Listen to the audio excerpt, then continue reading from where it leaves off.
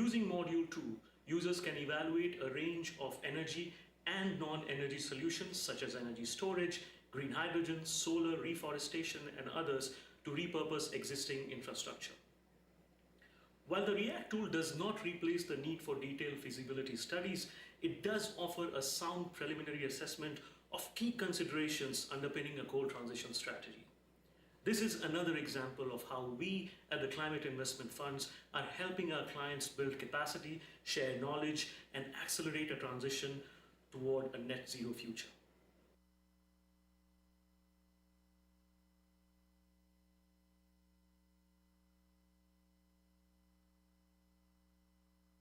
What can we achieve by dissecting the challenges and solutions inherent to climate finance projects?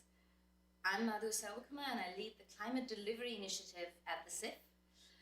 The Climate Delivery Initiative, or the CDI, breaks down the operational phase barriers that we observe in our projects and the solutions used by teams, and drills down to the core drivers of those barriers.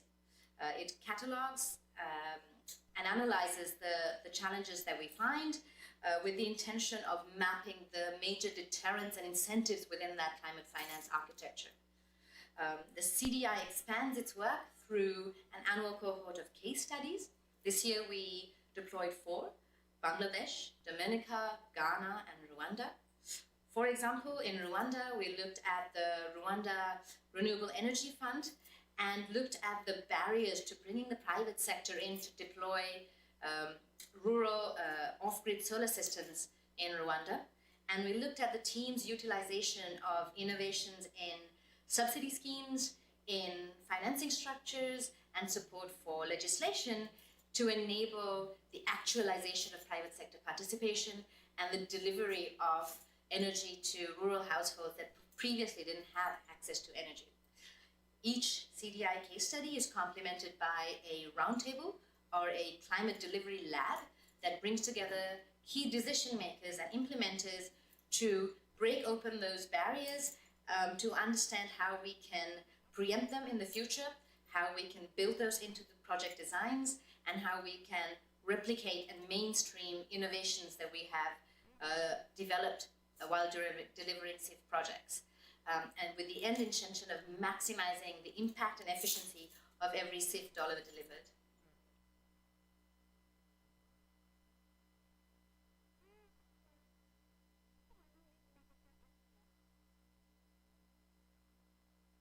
What's the value of CIF's Results Deep Dive series? My name is Matthew Harris, and I'm a specialist on the Results Monitoring and Reporting team at CIF. Each CIF program has a monitoring and reporting system to track progress on key results. Core indicators are the main tool used. They provide a bird's eye view on how programs are achieving their main objectives over time.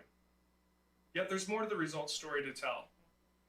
That's why we in CIF have launched the Results Deep Dive series to examine in greater detail the context and development dimensions of results achieved to date. Drilling down and triangulating information in the growing repository of CIF results data has the potential to generate new insights on what CIF delivers, why, and how. For example, CIF has supported 837 policies and plans to integrate climate resilience.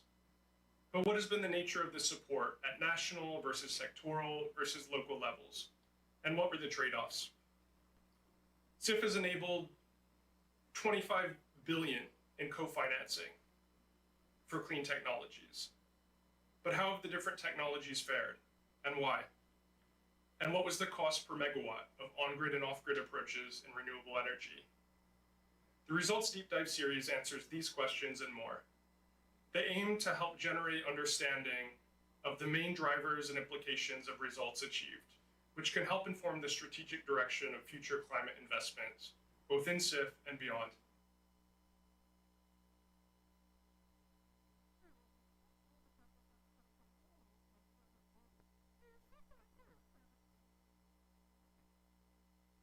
How can climate investments multiply development impacts? My name is Neha Sharma, and I lead the Evaluation and Learning Initiative at the Climate Investment Funds. A recently completed independent evaluation of development impacts from Ele ficou de trazer uma fitinha para a gente colar aqui. These include job creation, enhanced livelihoods, increased participation of women in the labor force, and access to health and many other social services. The evaluation provides evidence through data gathered from case studies, tailored modeling approaches, and interviews with climate project managers and practitioners. The bottom line is very clear. If we intentionally design and implement climate investments to achieve development impacts alongside climate impacts, we can multiply social, economic, market, and environmental outcomes.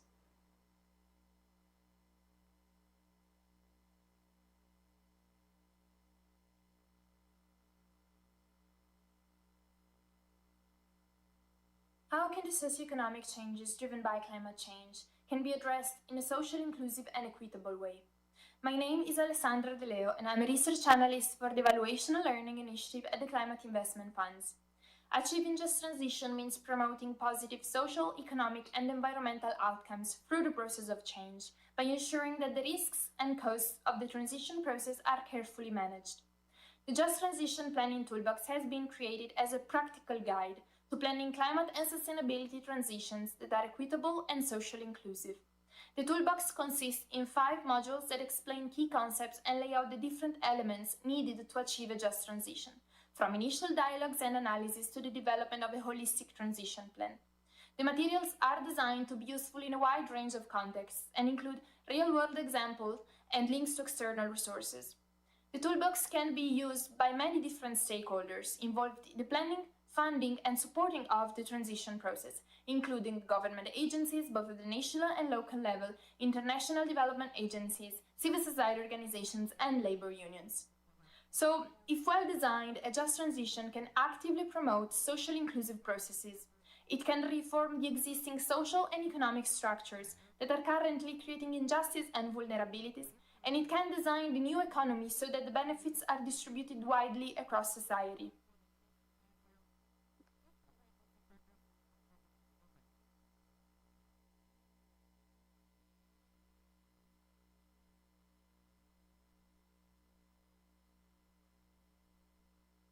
Why is transformational change such a key consideration within the climate crisis at this particular moment? My name is Mike Ward, and I lead the Transformational Change Learning Partnership hosted by the Climate Investment Funds. The latest international panel on climate change report highlights the urgency of the climate crisis and the inadequacy of incremental responses. Therefore notes the need for transformational change. Within the Climate Investment Funds, transformational change has been at the core of our operations since inception and is one of the main investment criteria of existing and new programs. The work on concepts, methods, and metrics within the Transformational Change Learning Partnership has provided the guidance and tangible examples that we need for achieving fundamental systems change. Our recent work has focused more and more on the operationalization of transformational change principles into programmatic practices, and this has included a strategic focus on transformational climate finance. Globally, climate leaders are acknowledging more and more that in order to address the climate crisis, we need to do everything, everywhere, all at once. Our work on transformational change is equipping the Climate Investment Funds and our partners to deliver on this important mandate.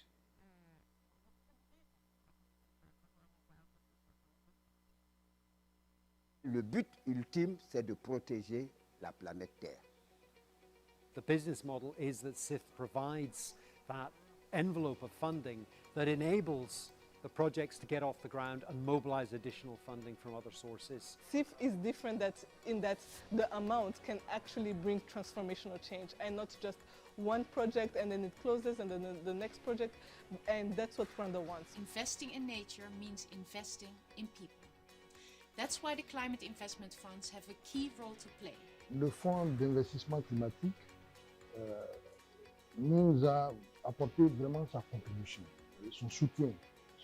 Je tiens au passage donc à remercier le fonds d'investissement climatique pour toutes les actions qui ont été menées, non seulement en Côte d'Ivoire, mais aussi dans beaucoup de pays. Le fait de reconstituer donc d'aider donc les pays à reconstituer donc leur couvert forestier contribue à protéger donc, la planète. Financer un développement propre, financer un développement moins carboné, financer un développement qui ne cause pas la déforestation et la dégradation des forêts. Et donc, nous avons besoin de ces financements. Et l'une des parties donc, est prise en compte dans le cadre des financements PIF pour aider le pays à développer des plantations puits de carbone, à développer des plantations agroforestières pour la production du bois énergie et aussi, comme je vous l'ai dit, des plantations qui soient des sources de revenus pour les communautés locales et les populations autochtones. Le CIF a permis d'instaurer le socle, la base, le fondement de l'intégration et la promotion de la résilience climatique à Madagascar. CIF delivers innovation and learning, as well as addressing the risks that are involved in implementing difficult programs. Climate Investment Funds delivers the much needed climate action and response, and above all, it delivers the much needed ambition. Yeah, I think first, the concessional finance provided by the CIF is very important, both for the countries and for MDBs to leverage their own resources to scale up their investments in these countries. And CIF business model is something that has been valued by the countries and by the MDBs. It's very efficient, it's less bureaucratic, so that the countries can benefit from CIF investments with speed and hopefully, with scale continuously in the future.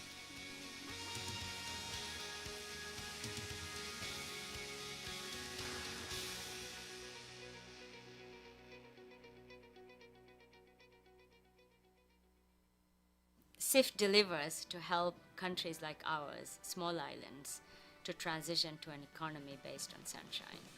CIF really is the partner to accelerate transformation towards a green and resilient economy.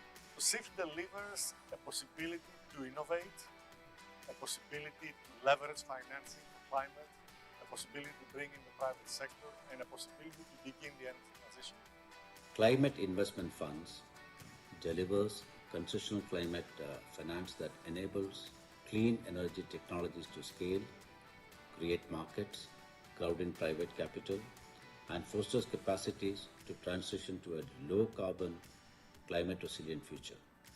I am sure the support of Climate Investment Fund will help India in its journey to a carbon-neutral country. CIF delivers much-needed investment for helping Asia and the Pacific win the battle against climate change.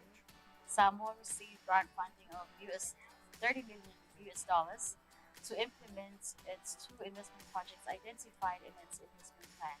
Both projects were completed in 2020 and 2021. So right now, we are still driving the integration of climate and disaster risks into core national planning and budgets. One of the biggest things CIF delivers to emerging countries is the provision of finance. Not only finance, with the finance also comes a lot of additional benefits and services such as capacity building, skills development, to ensure that the governments can implement the project in the most effective and efficient manner. The capacity building of local government regarding climate resilient planning and implementation is essential. So it is essential to build up the capacity of these local bodies. The other thing is the women are more vulnerable than men in Nepal. So blending of local skills with innovative technology is essential to reduce the drudgery which women are getting. It's really nice that CIF recognizes the crucial role of indigenous peoples and local communities because some of the solutions that we're talking in the boardroom are actually being implemented already on the ground. It's just a matter of scaling it up and further supporting what's actually already working. While CIF delivers impact, efficiency, and also convening power to do what needs to be done, getting out of coal and transition to a decarbonized economy in the interest of developing countries and the whole world.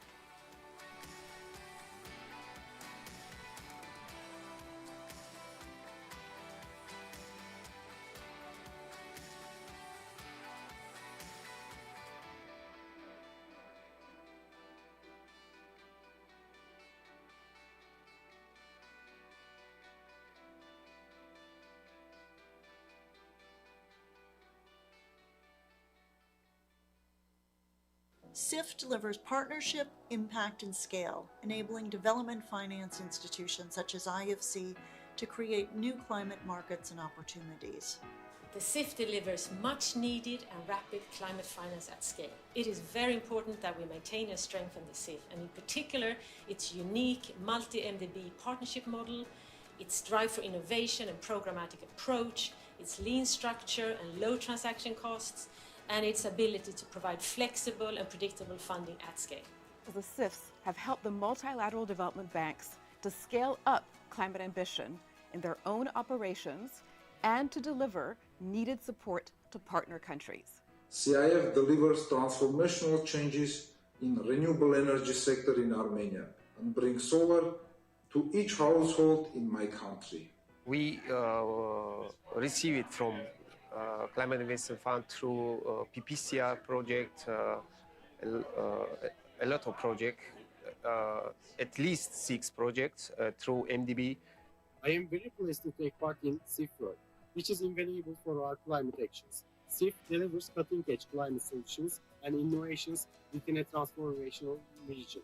Le SIF, il aide énormément. On a un plan d'investissement national de la Tunisie a été approuvé par le comité SIF et dans le cadre de cette suite à cette approbation, on a réussi à avoir un prêt de la Banque mondiale pour financer un grand projet de $100 millions, un projet forestier. SIF delivers nature, people and climate and an innovative finance tool towards different fields across the world.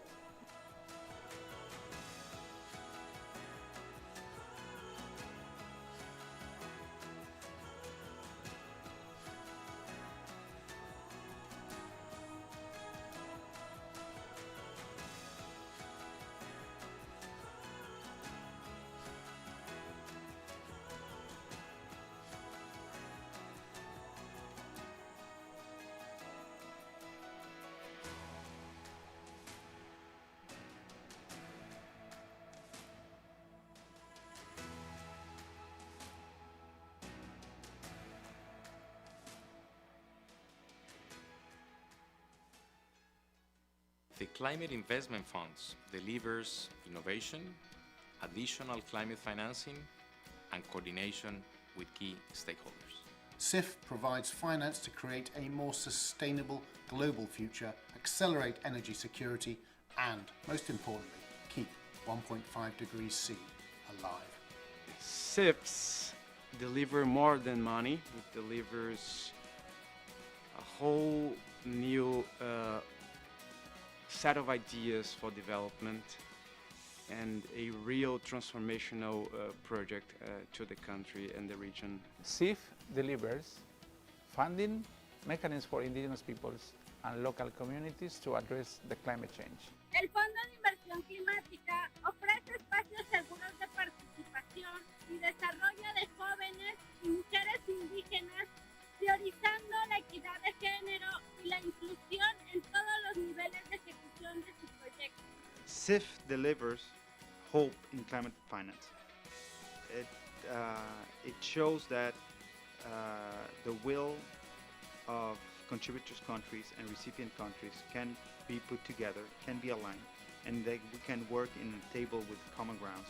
SIF delivers to Colombia the great opportunity to help us kickstart and catalyze this just energy transition. So these investments are going to help us bring and leverage a lot more capital coming from private funds and and public funds to help us do this just energy transition involving all the stakeholders in the country.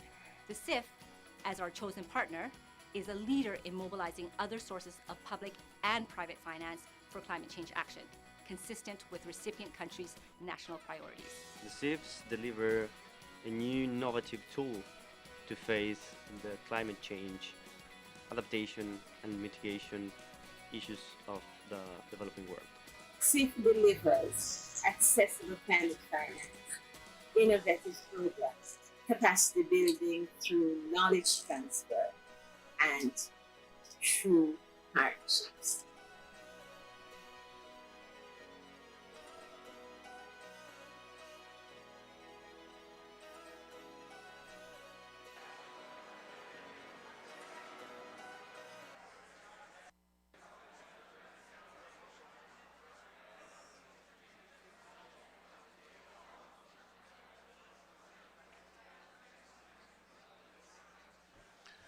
Good morning, bom dia, buenos dias, bonjour. Very happy to be here. We're starting now, yesterday, today, and tomorrow, the Climate Investment Fund's 15th anniversary celebration. We have a very rich and very full day today. But before we start, I would like to talk about logistics. The show today will be in Portuguese, in English, we'll have a little bit of French, and who knows what else. So we have translation of everything in the headsets for you. In the end of the room, you can take your headsets for those who talk in English. Para aqueles que falam português, meus amigos, temos a tradução com os fones de ouvido ali atrás. É só pegar o seu fone de ouvido e você passa a ser uma pessoa bilíngue automaticamente. Trilingue, quadrilingue. C'est la même chose pour ceux qui parlent français. On a aussi la traduction en français avec les écouteurs qui sont au fond de la salle. Et vous prenez les écouteurs et c'est magique. Tout d'un coup, vous comprenez la langue de Molière parfaitement. Tout va arriver dans la langue de Molière.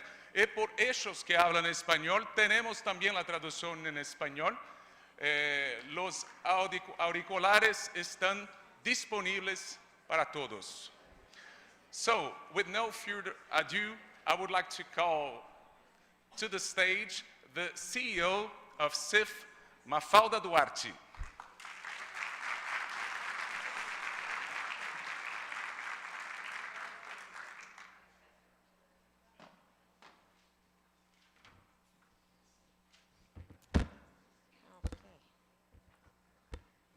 Good morning, everyone. Bom dia a todos. Thank you for being here with us today, which is a very special day for us at the Climate Investment Funds as we mark the 15th anniversary. I'm going to take advantage of this very rare privilege of being able to speak in my mother tongue. So for those of you who don't understand Portuguese, please plug your headsets. Em primeiro lugar, grande obrigada às autoridades brasileiras, ao Governo do Brasil. Ministro, muito obrigada por estar aqui conosco hoje, à hospitalidade do povo brasileiro, às equipas do Banco Mundial, às equipas do Banco Interamericano de Desenvolvimento.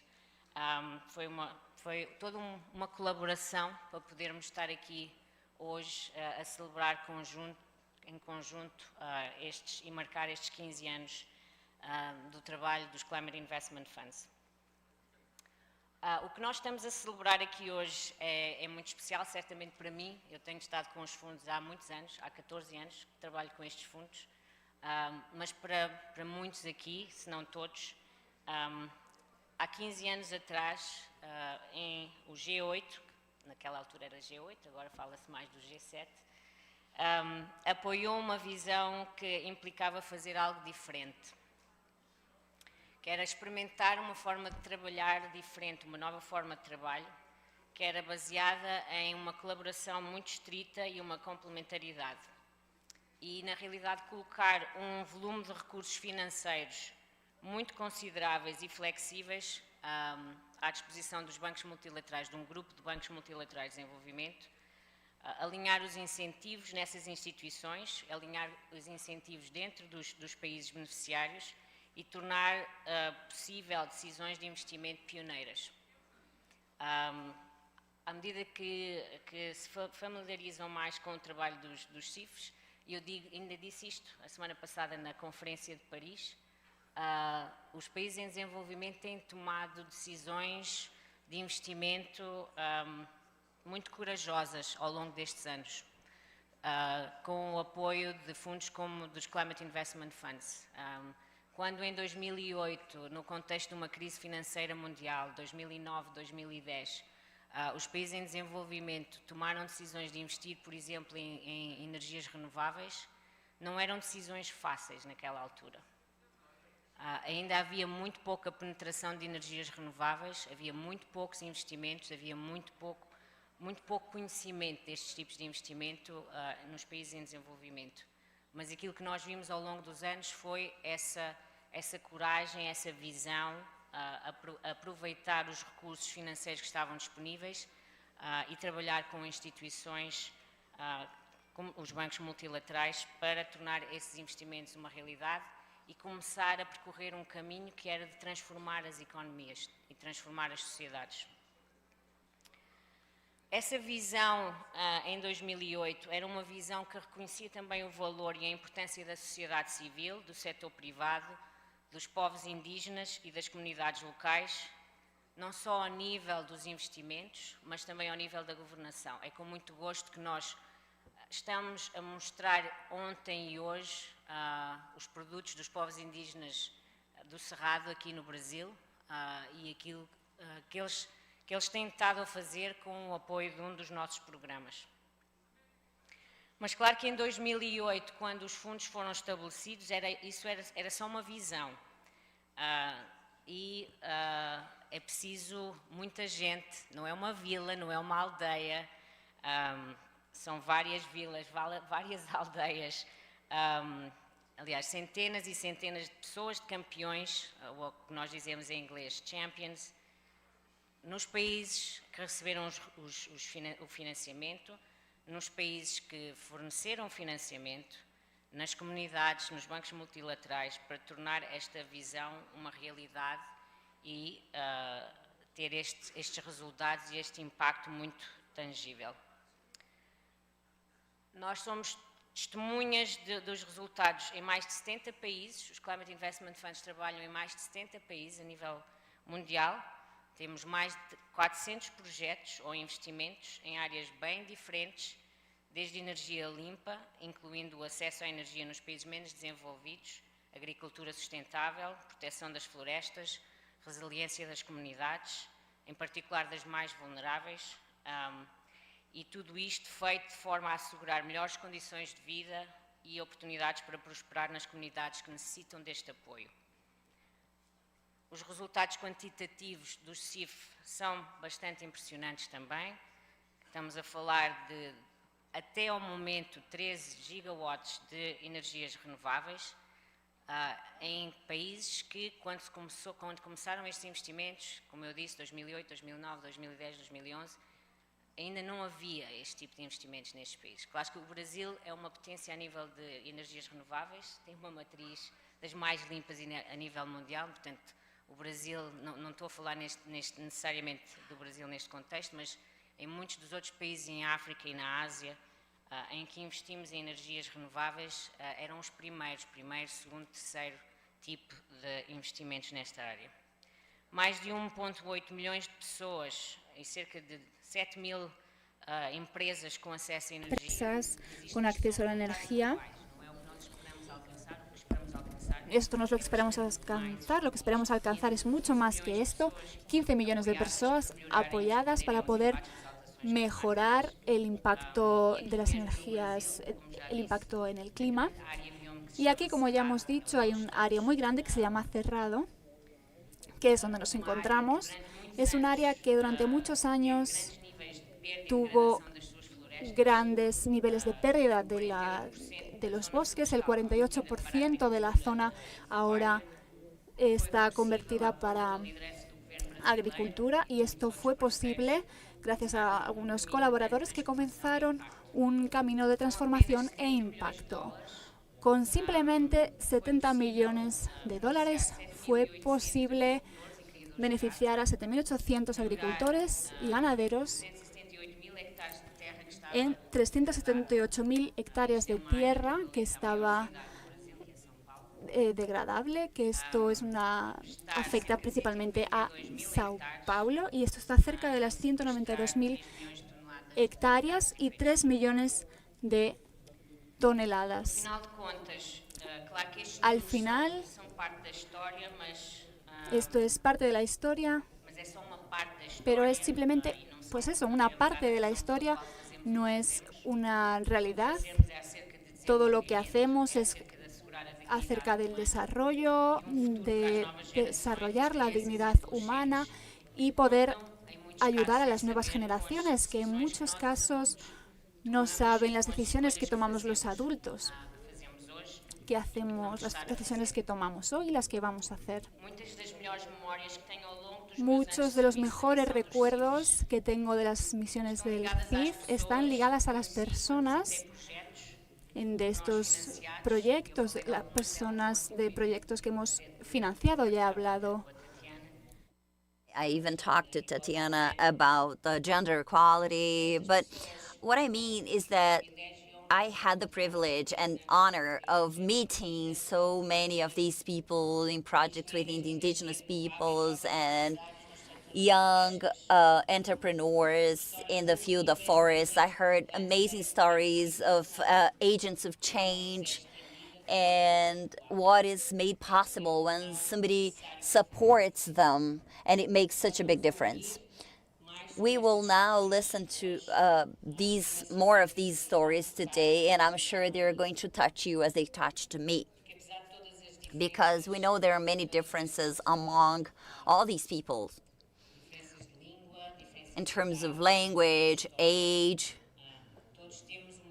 religion, but they all have something in common. We want our families to live with dignity, safety, to have opportunities, and they can honor their differences and their potentials, as well as the efforts to offer to their children a fulfilled life.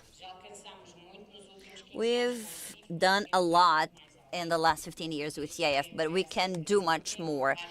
And we need to honor what we did during these 15 years. But today, we are making decisions. And we'll make decisions in the future. And the decisions we make today will be will affect the future. So we have reached a lot together. This is a collective work.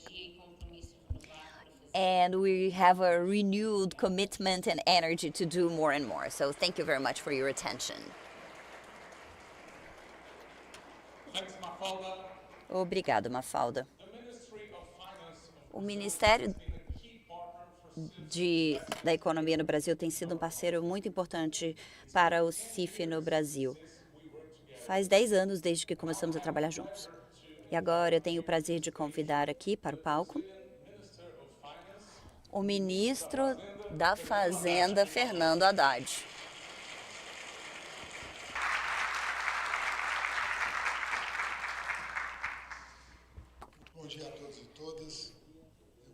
Good morning, everyone. I would like to start by thanking you for the opportunity to be here in this opening ceremony. And I want to apologize for the fact that I'll have to go to another event. And Mafalda, this is the launching of the Safra plan for this year, which will have for the first time a strong environmental ingredient. About 10% of the funding will be channeled to projects that will imply more daring sustainability, but based on parameters and criteria defined by the Ministry of the Environment, which is led by Minister Marina Silva, and her executive secretary is here to represent her. I would like to thank you and at the same time apologize for not having much time, but I I needed to come here to say that Brazil right now is at a very special moment, in my opinion. We are aligning our country, or realigning Brazil, with the purposes that were defended in the beginning of this century, advocated for us, and they are finally being rescued towards a true ecologic transition. President Lula has determined that all the ministries have to think in a coordinated manner and make this transition that way. So this week, we are going to present to President Lula a framework, an umbrella of all the actions of all the ministries led by the Ministry of Environment, by Minister Marina, for us to work on our natural vocation of preserving nature. These people want the preservation, want to reconcile production and preservation. We don't see opposition between development and ecologic transition. On the contrary, the ecologic transition is an opportunity of a new neo-industrialization of Brazil based on different pillars. We will have the voting of our tax reform in the National Congress next week, starting with the House of Representatives. It shows the replacement of many taxes and to two taxes only.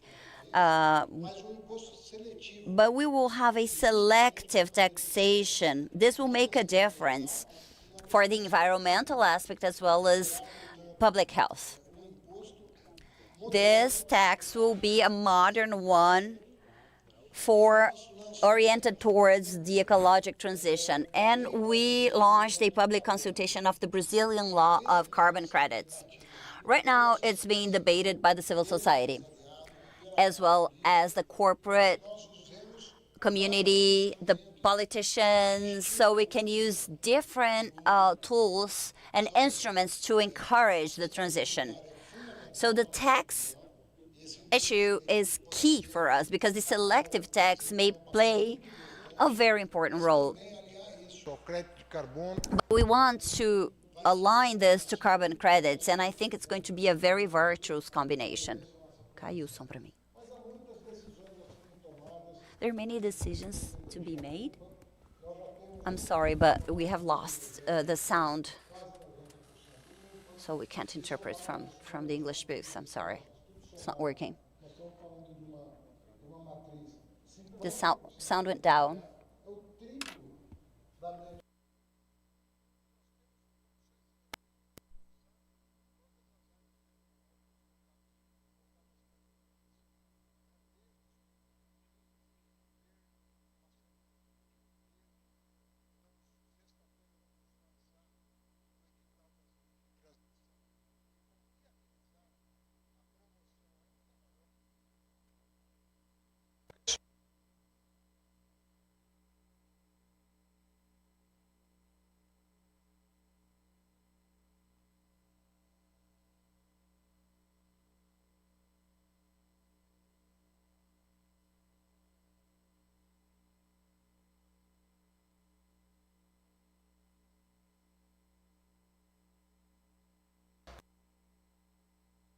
Fundamental essa transição também se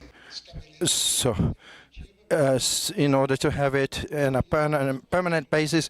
So I'm very happy to be attending this event today. And I would like to say that Brazil, by the end of the first year of Lula, will be in line with the best global practices and will reap the benefits of this, will attract a number of investments to Brazil.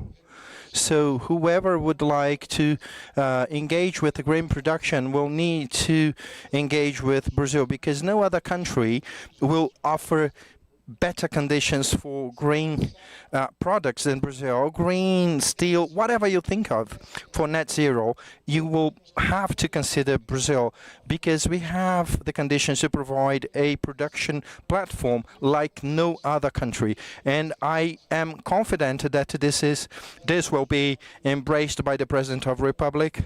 It will become its flagship program, as he likes to say it, and the social environmental cause will be the signature of this administration. Thank you, Mafalda. Thank you, everyone.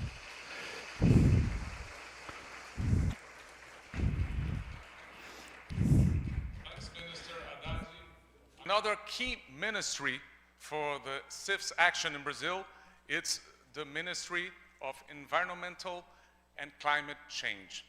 So we're going to hear now from the Secretary of Climate Change of Brazil, and she will talk to us. Now, let's give our welcome to Ana Toni.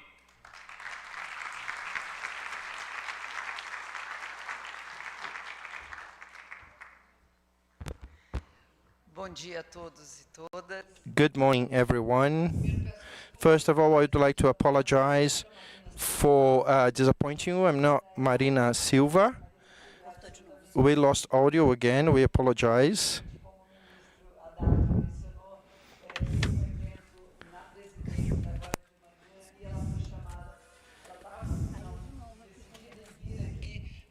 So, but she was invited by President Lula to attend a meeting with the president. So, Mafalda, I apologize that Marina Silva is not here, but I'm very happy to be here. CIF is probably one of the most innovative programs. It was created back in 2008, before we discussed climate change, before we discussed the Paris Accord. So it has been an innovative program since the beginning, not only in terms of technology, but it has been innovative in bringing people together. I think this makes it very clear the type of innovation we desire. And we just saw President Lula in Paris talking about new lines of finance. But first, I would like to greet Mafalda for the amazing work that you have been doing as the leader of this fund for so many years. The Ministry of the Environment. I'm sorry, we lost audio again. So it's a program that has been around for more than 10 years. We apologize again.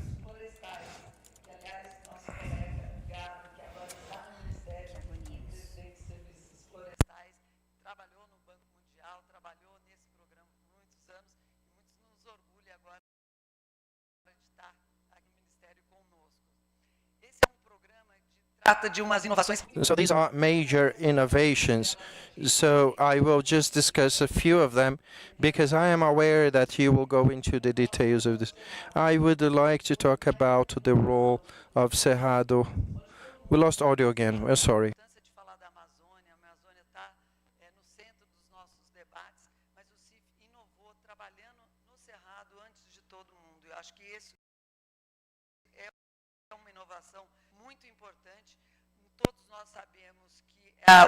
We all know that Cerrado is one of the biomes that plays a key role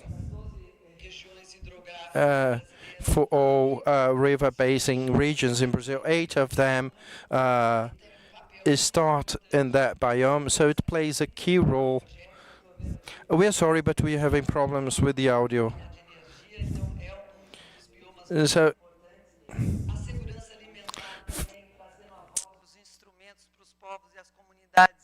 tradicionais daquele bioma, principalmente olhando para a questão de gênero, foi algo que o CIF inovou e que hoje a gente colhe esses frutos de uma maneira muito concreta.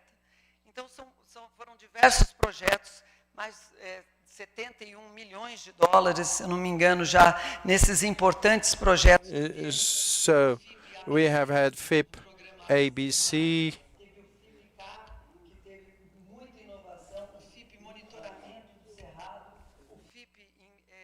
inventários florestais nacionais. Então, o FIP inovou, não só trabalhando no Cerrado, trabalhando com as pessoas, trabalhando no monitoramento do desmatamento e, principalmente, nos ajudando a preservar esse bioma que é tão importante para o Brasil. Infelizmente, a gente está vendo agora, nos últimos meses e nos últimos anos, que o Cerrado está passando por um momento com muito desmatamento. Agora, nesses últimos 5 meses, 6 meses agora de governo, nós vimos o desmatamento na Amazônia cair substantivamente, 31% comparado ao mesmo período do ano passado. Infelizmente, no Cerrado, a gente está vendo esses números crescerem. A gente está vendo o desmatamento, muitos deles, a gente acredita, legal, subindo. Mas acho que projetos como esse nos dão esperança de trabalhar com as populações locais. Eu queria mencionar, eu sou secretária de Mudanças do Clima do Ministério do Meio Ambiente, e os trabalhos que a gente trabalha com biodiversidade, preservação da floresta, campanhas anti-desmatamento são fundamentais, mas uma das áreas que a gente vem agora colocando, e o ministro Haddad mencionou, com muita ênfase, vai ser não só nos programas de mitigação, desenhando programas de mitigação em todos os setores da economia brasileira, energia, mudança de uso da terra, agricultura, saneamento. Todas essas áreas podem contribuir no combate às mudanças do clima, mas o presidente Lula também nos incumbiu de colocar muito mais ênfase no tema de adaptação. E sabemos que o CIF tem aí um programa grande, um fundo grande de adaptação, talvez devesse até ser maior. Infelizmente, hoje em dia, não tem como... Unfortunately, today, you cannot get around working with adaptation. I think that everyone working with climate change, we see this need more and more to discuss more closely adaptation topics, because we need to go on the ground. Brazil has a national adaptation plan dating back to 2016.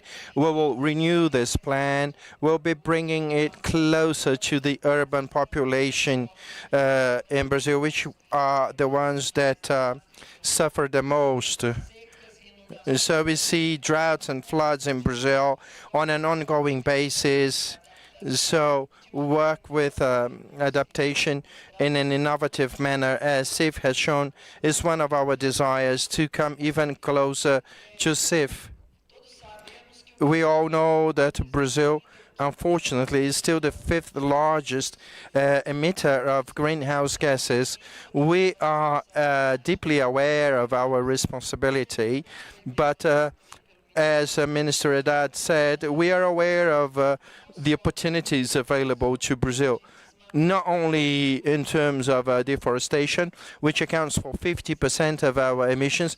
We would go down from the 5th position to the 17th position, dealing with deforestation alone. So we could have this leapfrog very radically. We know that all other sectors will need to decarbonize: the energy sector, the farming sector, the sanitation sector. Now, revising the Brazilian NDC and creating concrete investment plans will bring opportunities to all investors to look at Brazil, to change their perception, not a country where deforestation is rampant. To the contrary, Brazil will be perceived as an opportunity. As our dear Minister Marina Silva said, Brazil as an exporter of climate solutions. Brazil has this abundant nature. We can be an exporter of climate solutions to the world with our products, with our social environmental products. This is the desire of President Lula, Minister Marina Silva, and Mafalda. You can really count on us. You can count on the Ministry of the Environment and Climate Change. It's a new name. This is now a cross-cutting theme in the Brazilian government. We have more than 17 line ministries working together, working very closely with the Ministry of Finance, because through implementation means and economic means, we will be able to make Brazil's comparative advantages into competitive advantages in social environmental terms. So once again, thank you for the invitation. I once again apologize for Minister Marina Silva not being here, and I welcome you all on behalf of Minister Marina. Marks. So, Morgan Doyle is the Inter-American Development Bank representative in Brazil.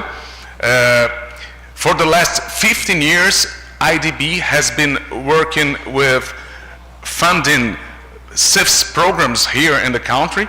So, please, let's welcome now Morgan Doyle.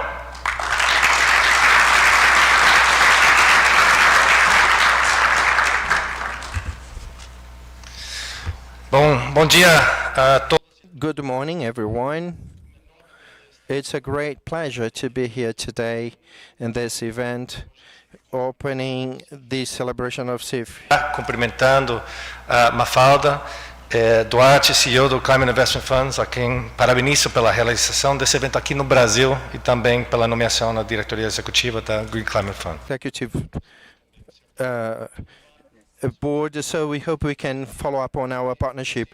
I would also like to welcome the Minister of Finance, has been with us today, and Tatiana Ivan, major partners of us, and also Anna Tony from the Ministry of the Environment and Climate Change, the National Secretary for Energy Transition, Thiago Barral, and the World Bank Director, Johannes Jut. The topic for this panel is yesterday, today, and tomorrow. I would start to say by saying that we're very proud of looking back and taking stock of this work we have been doing with CIF. And we are proud because we have had a significant impact as a result of this partnership. We know that UNICEF is really key to support countries in their decarbonization processes and in tackling climate change. This is an ever more urgent task because we know that the window of opportunity is closing and we need to act now. While in fact we should have started yesterday. To help in that sense, our institution works towards setting up partnerships to have an increasingly more strategic financing, and the climate investment funds and the CIF have been really vital in IDB's climate action. So we have delivered 170 projects with CIF for around $900 million, and this in turn has mobilized our financing directly from over $2 billion, and which in turn has leveraged $6 billion from our partners. So these are impressive figures. But in addition to these figures, so this has covered topics like forest investments, which was mentioned here by Anatoni, which has benefited more than 100,000 people and has restored 600 million hectares of forest in the region. Also, it has involved projects in Brazil, as mentioned by Mafalda, projects involving Macaúba. Many of you had the opportunity to learn about yesterday.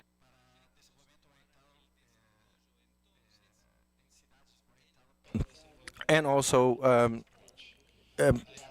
transportation projects in urban areas, and also this week we have been celebrating development of the investment plan for renewable energies with the Brazilian government and CIF. So this is a partnership that we develop with the World Bank. Together, these programs will help build. Removeram mais de 25 milhões de toneladas de CO2, ou equivalente a tirar 5,5 milhões. 5 milliards de voitures mues à des combustibles fossiles pendant une année. Nous voyons les fonds d'investissement comme un partenaire important pour l'avenir Et le nouveau président du BID, qui est brésilien, est en train de tracer et définir des chiffres et des objectifs très importants pour le climat, pour notre avenir, pour faire face aux défis sociaux, garantir la durabilité et renforcer la régionalité. Et le partenariat entre le CIF et les autres, c'est d'aider les pays à s'adapter au changement climatique en créant de nouveaux instruments financiers, construire un travail pour garantir la protection de la nature ici et surtout assurer l'implication du secteur privé par des investissements et nous devons essayer faciliter l'accès aux investissements, notamment ici en Amazonie, par le partage de connaissances et aider les villes et les régions à partager des histoires de succès, des projets bien réussis. Nous voulons aussi reconnaître et commémorer l'action de l'actuel gouvernement brésilien qui a dirigé ses efforts vers la décarbonisation de l'économie, car c'est l'une des priorités centrales du gouvernement actuel. Et donc la composition de ce panel, notamment avec le ministre des Finances Haddad et la secrétaire Anatoni et le secrétaire Thiago, on voit que c'est une représentation très claire de ce mouvement et nous sommes très honorés d'être un partenaire avec le gouvernement brésilien. Maintenant, par rapport à la question de demain, je voudrais dire que le BID est pleinement engagé dans ce domaine. Donc, notre partenariat avec le CIF est fondamental pour impacter d'une façon positive la vie des gens et les pays et les communautés que nous aidons. Et la transition juste et égale est un aspect crucial aussi de notre travail, aussi bien pour nous. Próxima década da ação climática. Do nosso lado, vamos continuar mobilizando recursos adicionais para apoiar os países da América Latina e o Caribe em sua transição para uma economia de baixo carbono. Esse esforço, aliás, inclui a nova iniciativa que foi mencionada. It include the initiative of Nature, People and Climate, which seeks solutions that recognize between land use, mitigation and adaptation to climate change, the improvement of livelihoods for communities and indigenous populations. We are really excited to start this work with CIF. So you can count on us on this journey in Brazil and across the region. Thank you very much and enjoy the session.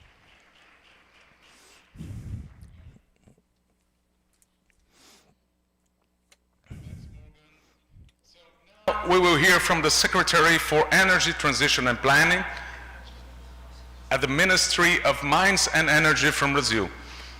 As some of you know, Brazil was one of the first countries to participate in CIF's Renewable Energy Integration Investment Program.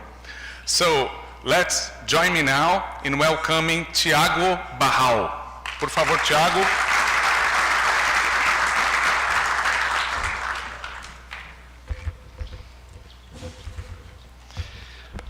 Muito bom dia. Good morning. I would like to start by welcoming our colleagues from the ministry, the team from the Ministry of Finance, leaders and staff from the Minister of the Environment and the Climate Change, representatives and the staff from the World Bank, the IRDB, Mafalda. Good morning, everyone. I welcome all institutions in all countries here. It is an honor and a pleasure to be able to speak on behalf of the Minister of Mines and Energy, Alexandre Silveira, who is traveling and was not able to come today. Obviously, I would like to start by thanking for the invitation, the opportunity, not only to be able to address you, ladies and gentlemen, but also the opportunity to really engage with CIF. It's a relationship that has become stronger over the past few months, a very intense learning process, and I believe also building a rapport in terms of how we can jointly develop projects and investments in line with the climate action goals. We are also here, obviously, to celebrate the 15th anniversary of CIF. As Mafalda said, overcoming enabling challenges, governance challenges, country engagement, institutional engagement, also monitoring and reporting in terms of impacts reached, and also in terms of communications.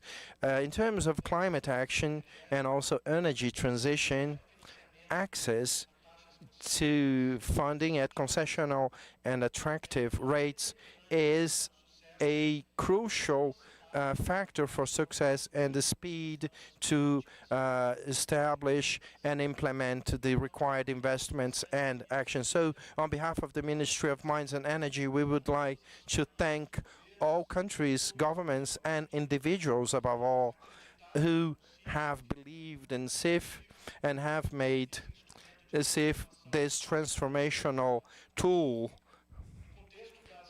In terms of energy policies in Brazil, we have fast-tracked, so we understand it is an urgent matter. We've been fast-tracking our actions towards a climate transition. We are committed to establishing an energy transition policy that will organize, integrate, and expand on Brazil's ambition in terms of what the country can and will do. The purpose of this policy is to leverage the energy mix that we have available. Over the past year, about 88% of it is comprised of clean energies. So we come very close to 100%, which positions Brazil as the owner of one of the cleanest energy mixes in the world. But we are not complacent. We are making headway in the National Hydrogen Program, the renewable source integration programs, in the program to decarbonize energy supplies in the Amazon, where you still have significant presence of diesel-based energy generation, and also low carbon fuels, the fuels of the future, strengthening the ProCell, our national energy conservation program, and a number of other important policies. So against this backdrop, in line with this agenda, we have introduced to CIF a plan of investments for the Renewable program, which will help us continue to lead by example. And also, as such, we would like to thank the immense support of multilateral banks and the World Bank, the brave team from the Ministry of Finance, and the very team of the Ministry of Mines and Energy for their work of the past few months.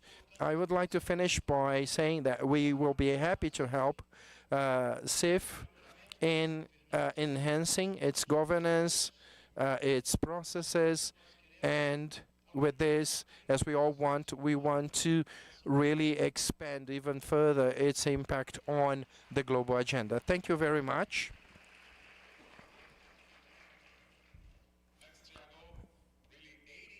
Percent of our electrical energy coming from clean sources. It's really impressive, really. So now, Mr. Johannes Zut is the World Bank Country Director for Brazil. The World Bank hosts CIF and has been an implementing partner across many CIF's countries since its founding. Please welcome Johannes Zut.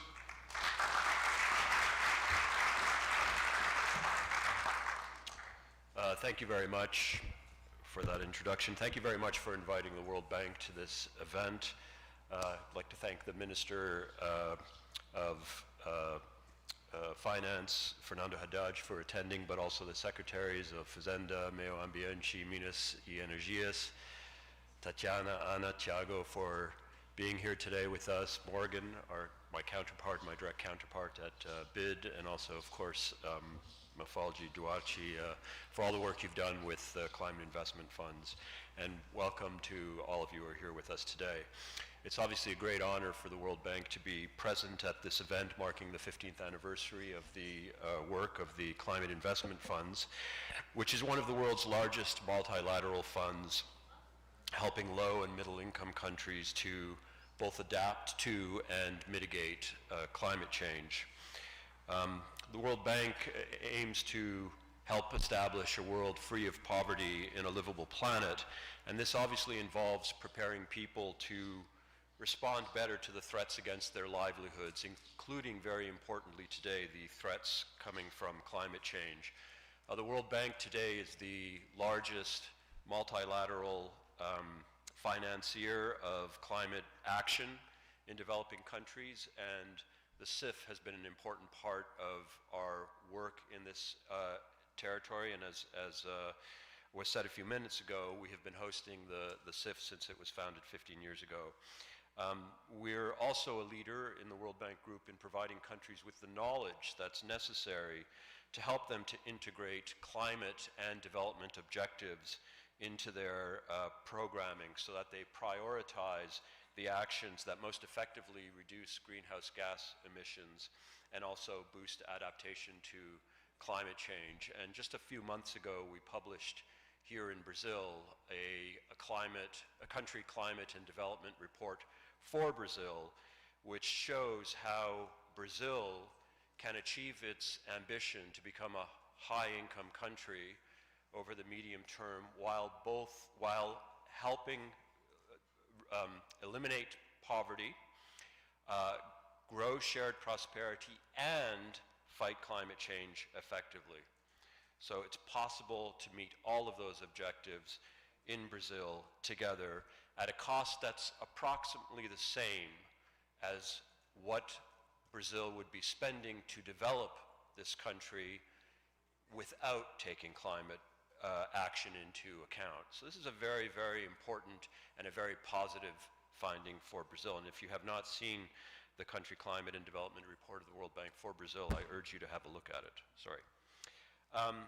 Obviously, by aggregating, blending, and channeling public and private sources of capital, the World Bank Group and key partners like the CIF are helping to accelerate climate action in countries all over the world. Concessional finance is very important in this effort. We need to direct that concessional financing to high-impact projects which are not likely to be financed without the presence of that concessional financing. We see that concessional financing as a way of bridging a gap, de-risking projects for the private sector so that we can channel more money into important climate action in everything that we do. And certainly within the World Bank Group, over the last 4 to 5 years, we have massively accelerated and expanded our effort to incorporate climate action into everything that we do where it makes sense to do so, so that our climate co-benefits for the work that we are doing, even in projects in health or education, are helping to address adaptation and mitigation to climate change throughout the world. As all of you know, there are 2 CIF programs in Brazil today, the Clean Technology Fund and the Forest Investment Program.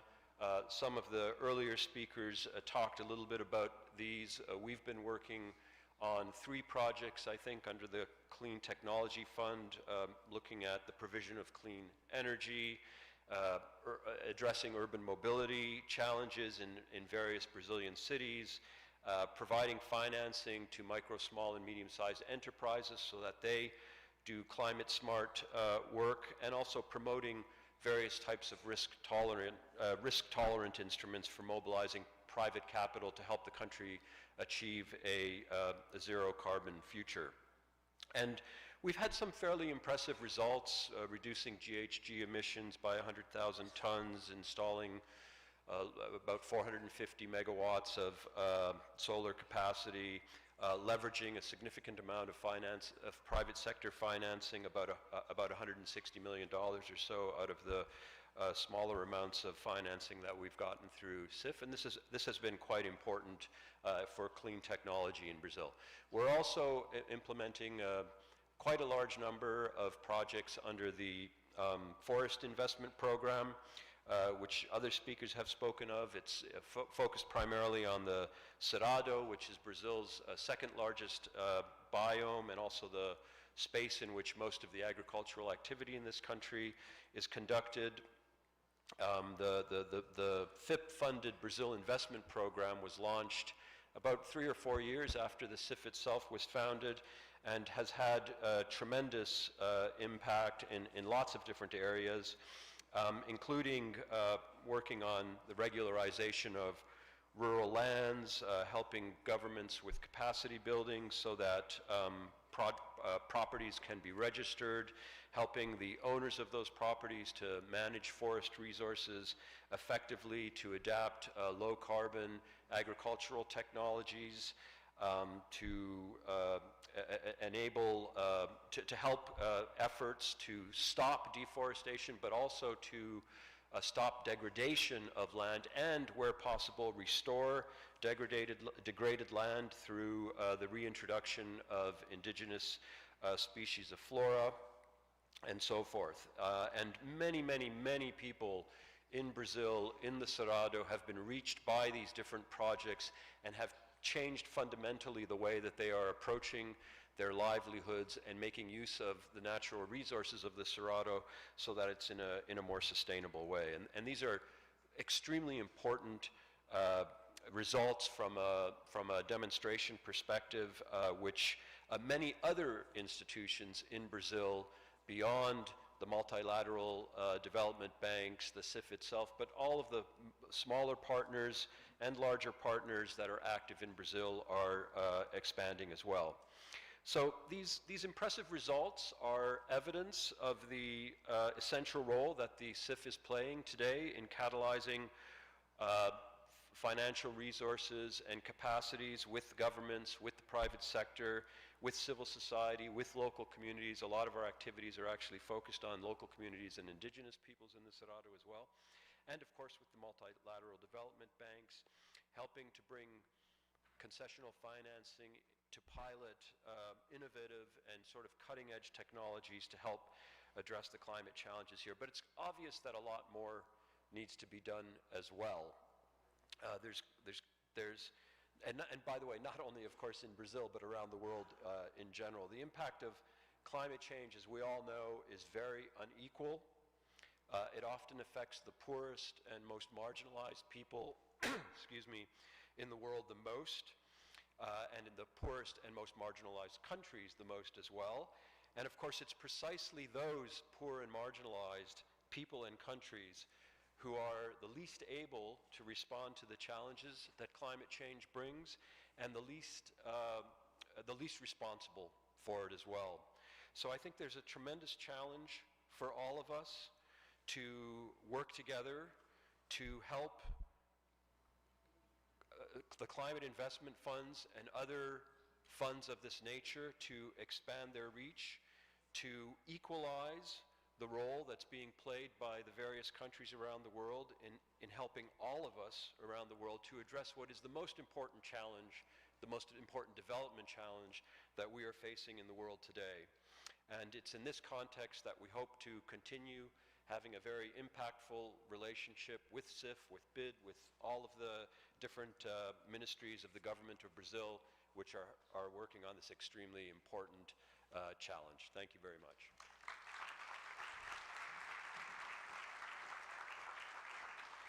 Thanks, Johannes. Thanks to all our guests in this amazing morning. It was really a pleasure to hear from CIF's partners here in Brazil.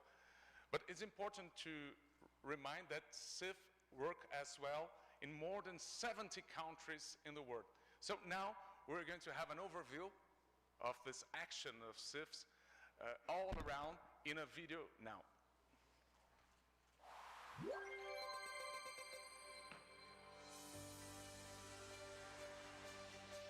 The Climate Investment Funds invites you, our partners, to celebrate with us. Our collective ambition has already expanded global climate finance models and mobilized additional funding. Our investments in clean technology, energy access, climate resilience and sustainable forests is unmatched. And we are unrivaled in scale, innovation and geographic reach. We have saved thousands of gigawatt hours of energy, increased clean energy access and capacity, and reduced greenhouse gas emissions. More forests are managed sustainably, and millions are better prepared to cope with the impacts of the climate crisis. But our work is not done.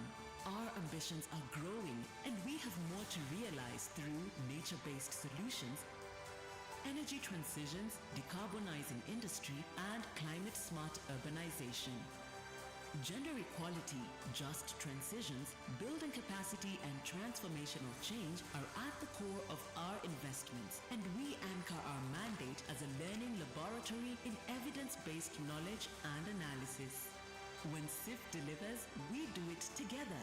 We are powered by your commitment, collaboration, and camaraderie. And for this, we thank you.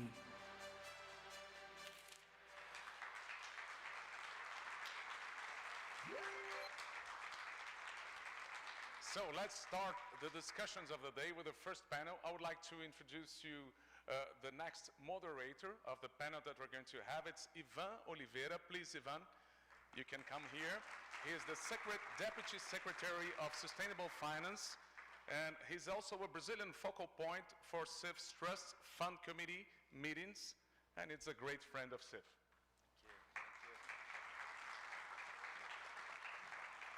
Thank you. A pleasure to be here with you today. I wonder if I should stay here or should be just like more informal and go there. But anyway, well, great pleasure to be in this panel to discuss yesterday. So what has the SIFs done up to now? And obviously very, very interesting to have you here in Brazil and also addressing some of your impacts here in our country. We had the opportunity to see some of the impact you've had here in the Cerrado region with a visit yesterday, for example.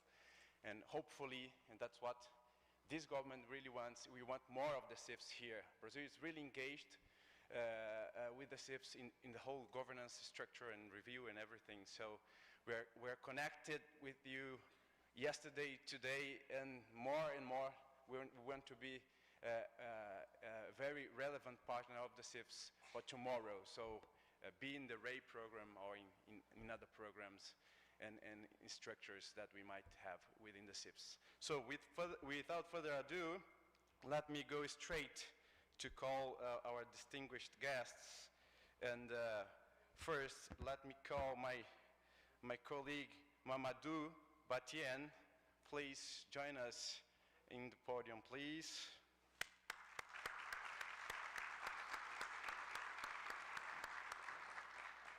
Also, Crushaya Sierra Escalante, Ayara Vega, welcome.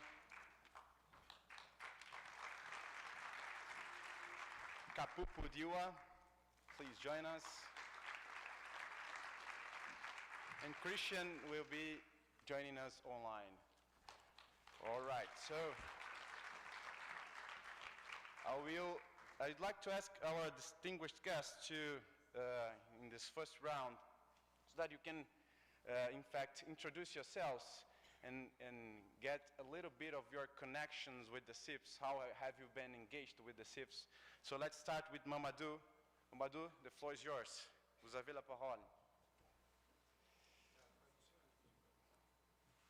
So you're going to speak French, right? Vous parlez français, s'il vous plaît. D'accord. Donc, merci. Donc, bonjour à tout le monde. Donc, j'ai l'honneur et le plaisir de représenter le ministre de l'Environnement qui devrait participer à ce panel. mais il y a eu une modification de son agenda à la dernière minute. Donc, il n'a pas pu participer à ce panel. Donc, il m'échappe de le remplacer. Donc, il voudrait véritablement exprimer son profond regret et vous témoigner également toutes ses excuses pour n'avoir pas répondu présent à ce panel. Et il voudrait également souhaiter un joyeux anniversaire au CIF parce qu'il a été l'un des acteurs, en tout cas, à la création du CIF. Il était présent, il était point focal des changements climatiques au niveau du Burkina. Et il m'a chargé également de traduire sa gratitude à Mafalda, aux donateurs et également au Banque multilatéral de développement pour avoir accompagné le Burkina Faso, notamment dans la préparation et la mise en œuvre du PIF du Burkina. Également, c'est l'occasion pour lui de remercier Mafalda pour avoir effectué une visite au Burkina pendant, en tout cas, votre mandat. Il m'a chargé aussi de vous féliciter pour votre nouveau poste et de vous souhaiter en tout cas plein succès dans cette nouvelle fonction. Et il a souhaité que vous continuiez toujours à porter le Burkina Faso là où vous serez. Donc, pour parler du partenariat entre le CIF et le Burkina, il faut dire que c'est un partenariat qui a plus de 10 ans. Parce que le Burkina a commencé la préparation de son plan d'investissement en 2010 et il a été approuvé en 2012. Et c'est en 2014 que nous avons commencé à le mettre en œuvre. Parler également du partenariat entre le CIF et le Burkina, c'est parler de 4 projets essentiellement que le Burkina a pu mettre en œuvre dans le cadre du PIF. Mais il y a également un projet d'énergie qui est en cours aujourd'hui au niveau du ministère de l'Énergie. Pour les 4 projets, nous avons 2 projets du secteur public, un projet d'hygiène et aussi un projet du secteur privé qui est en cours de mise en œuvre. Parler également du partenariat entre le CIF et le Burkina, c'est dire que le Burkina est le seul pays sahélien qui a bénéficié des financements du PIF. Donc, c'est véritablement une prouesse pour le pays.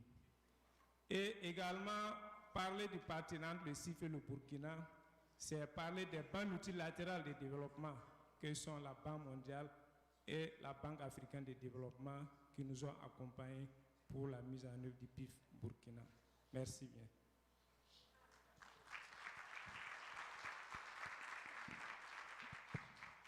Merci beaucoup, Mamadou.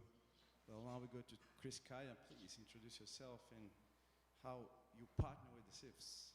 Thank you very much. And it is really an enormous pleasure to be here. And thank you very much, Mafalda, for the invitation and for the many, many years of friendship and partnership.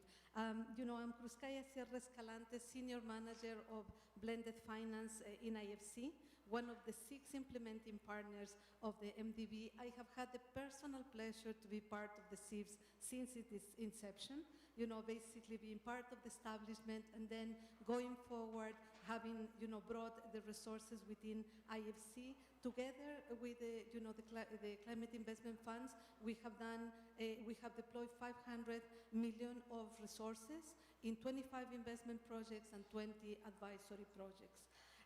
With this, what it has been most important, and you heard also from the earliest speakers, it's not only the CIF resources, it's what else can come, you know, to the table. We have been able to leverage for every single dollar of CIF resources, 10 additional dollars going to climate impact. I think this is a power of blending, this is the power of partnerships, and this is the power that CIF has been able to bring there. In 2008 and 2009, when we established the partnership and we started our first investment projects, we were able to start thinking about how you innovate. And when you think about the climate investment funds, you also think about innovation. Innovation in the way that we think about impact. We, at that moment in time, in particular, thinking about the private sector, climate adaptation was a question mark. And now we have done a number of things in which we have a very strong climate adaptation context. We have also been able to innovate in the context of structures. Climate investment funds has taken risk where others have not been able to take risk, and we continue to do this. So this is a panel about the past, but I think it's a panel about what is the platform of the CIFs that will allow us to take it to today and to take it to the future. Thank you.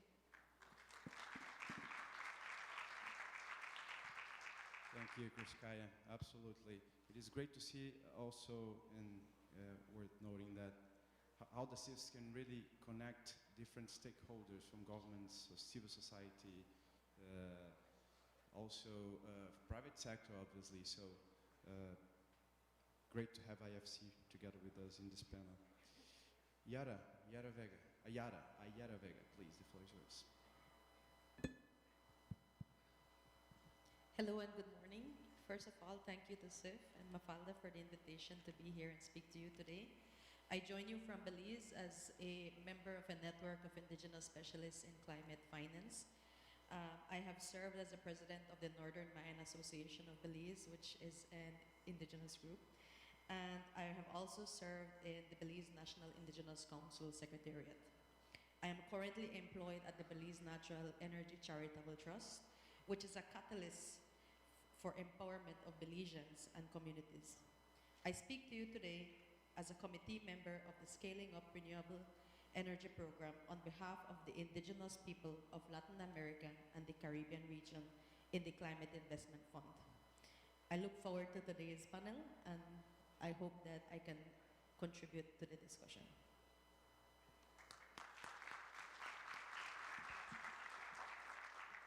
Thank you so much. Mr. Kapopodiwa, vous avez la parole.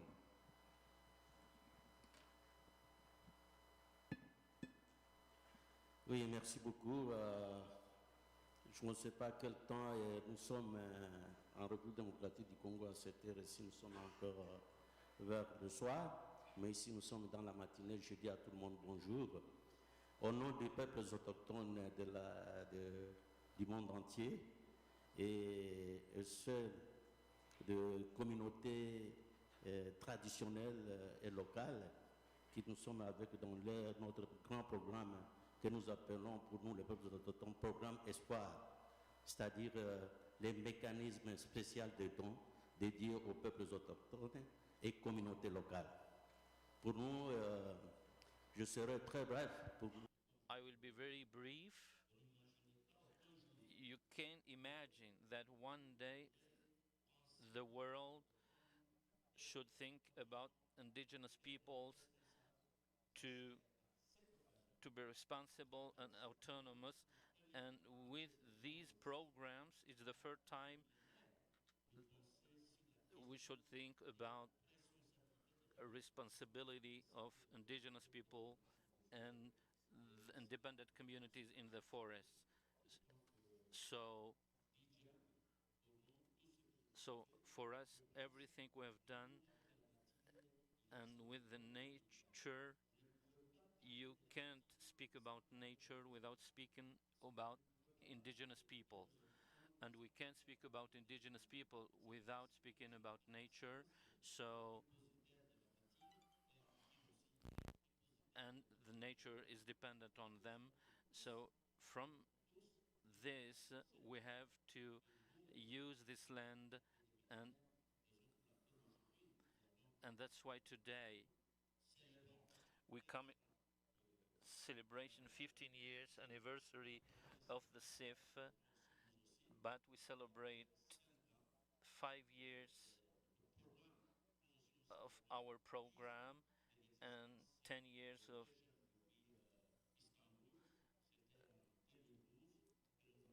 and we validated this program as we are the users of the forest and the land. Thank you. Merci beaucoup, Kapupo. And last but not least, Christian Singh. Unfortunately, weren't able to join us, but welcome virtually to our event. Please, the floor is yours. Yeah, good morning. Am I audible? Yes,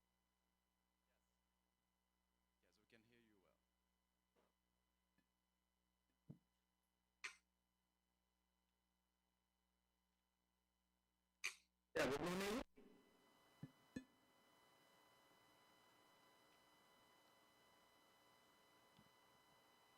Yes, we can hear you well, please. Okay, thank you. Good morning to all ladies and gentlemen. Thanks to World Bank for giving this opportunity to interact with you. I am Krishna Singh Barboja. I am Chief General Manager in State Bank of India, located in Mumbai. And I have been working in policy department which covers the renewable energy policy, climate finance policy as well. I am working for State Bank of India. This is the largest commercial bank in India, and we are having a branch network more than 22,400, and in 29 countries also we are having our presence around 235. Our size, deposit size is 553 billion, and our loan portfolio more than 408 billion. Even our operating profit this year has crossed more than 10 billion. Our clientele is 480 million. So since this is so far, basically we were doing the traditional kind of financing, conventional financing. And in 2015-16, we started our discussion with World Bank. And in 2016, June 16, we signed a line of credit for US $620 million to catalyze the nascent CNI rooftop solar generation market.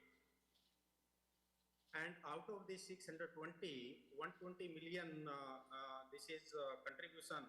It was from the Climate Technology Fund, which is the part of the program of CIF. The line of credit was really instrumental in providing concessional and long-term financing to rooftop solar project in our country. And it has unlocked new market potential in the country. Reason being, earlier there was no know-how about then how to finance rooftop, and this was the really game changer for us, not only for State Bank of India, for the banking fraternity. Thank you. The rest of the thing then we'll take up in next question answer. Thank you.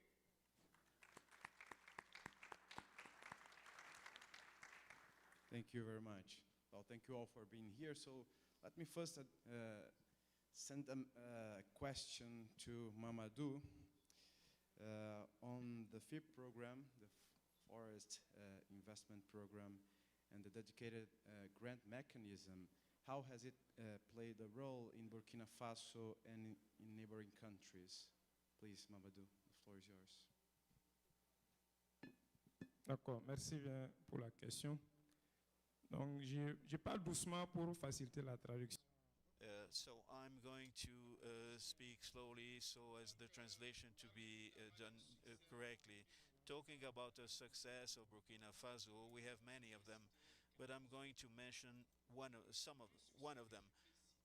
The success that I can mention, that is Burkina Faso was an engine and mobilization of climate finance in our country. When we look at the validation of the investment plan, we were talking about $30 million. But at the end, we could mobilize over $70 million that were mobilized for the implementation and also for the preparation of this project.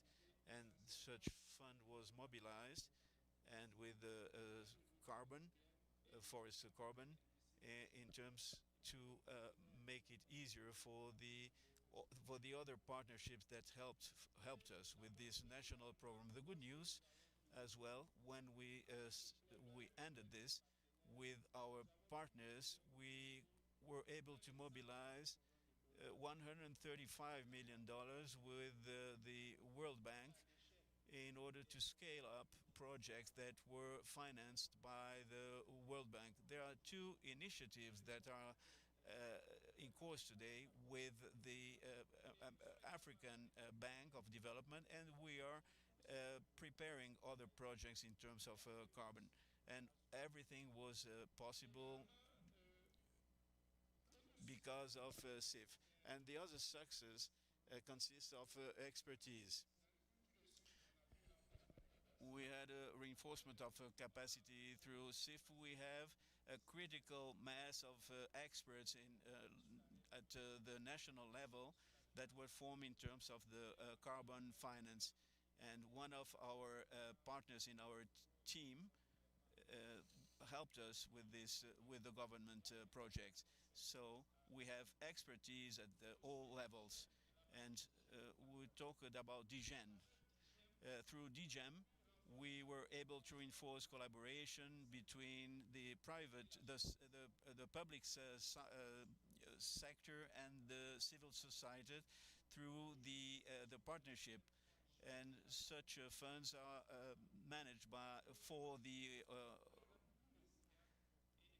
to be more resilient and to contribute to the climate change at the national level. I could also mention a success at international aspect. We had a project with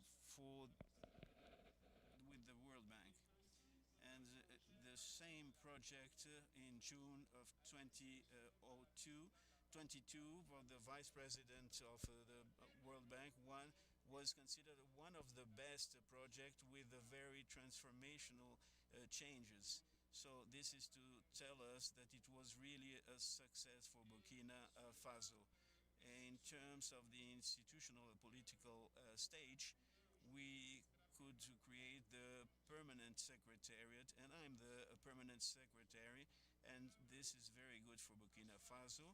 And we have a permanent structure that will continue to have sustainability in everything that we're doing in terms of CIF. We can talk also in terms of politics, in terms of environment, that were influenced by what we did in the CIF. There are also tools, the evaluation of a carbon stage that we instituted, the landmark of funds and forests, and also the very strict aspect in terms of project.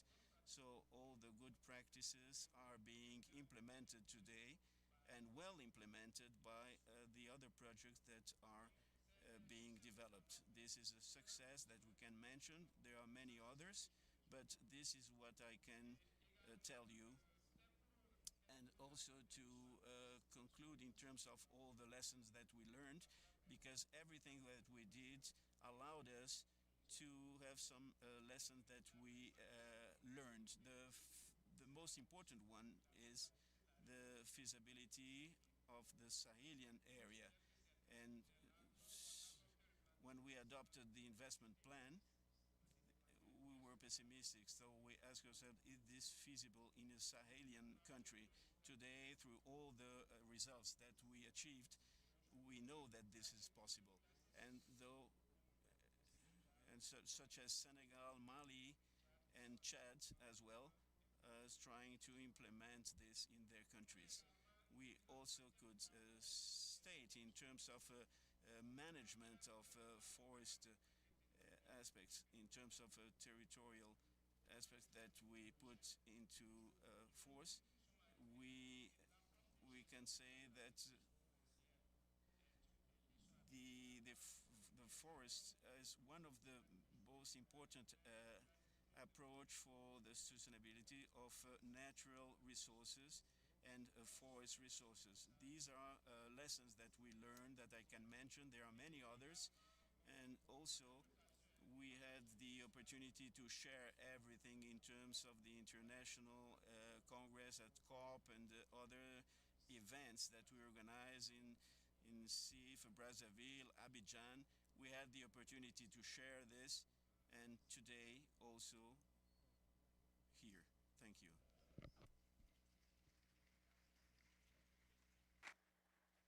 Merci beaucoup, Mamadou. Excellent points. Well, lessons learned, and something that really struck me when I started to work with the CIF is how relevant the agenda of impact assessing is. So really to get to know where we're going, we need to see what's the impact we have. So what I've seen up to now, I'm new. I'm the new kid on the block here since January. Is really interesting, and I think we have a good basis to work on for the future of the CIFs and improving the impact of the funds. Yeah, Yara, from the civil society organization perspective, what impact do you see the CIFs have been having in supporting climate action in developing countries? Please, the floor is yours. Thank you.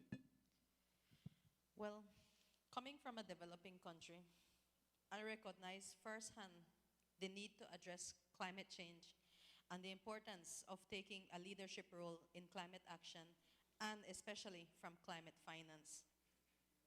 Developing countries, in fact, provide some of the world's lowest carbon systems. Yet, we are being the most affected by the impact of the climate crisis. Indigenous populations, including the most vulnerable demographic segments, being children under 5 years old, women, and the elderly, largely depending on natural resources, are all exposed to increasing food, livelihood, and health risks due to climate change. However, we, the indigenous peoples, are able to provide solutions based on our traditional ancestral knowledge and that intrinsic connection we have with nature. We know weather patterns and their variations. Therefore, we have a lot to offer for the promotion and definition of policies, programs, and strategies that can contribute to reducing emissions, reducing risk, losses, and damages. That is why we need to be in decision-making bodies and processes nationally and globally. In this way, we can contribute to green growth, the achievement of the United Nations Sustainable Development Goals, and under this scheme, the Climate Investment Fund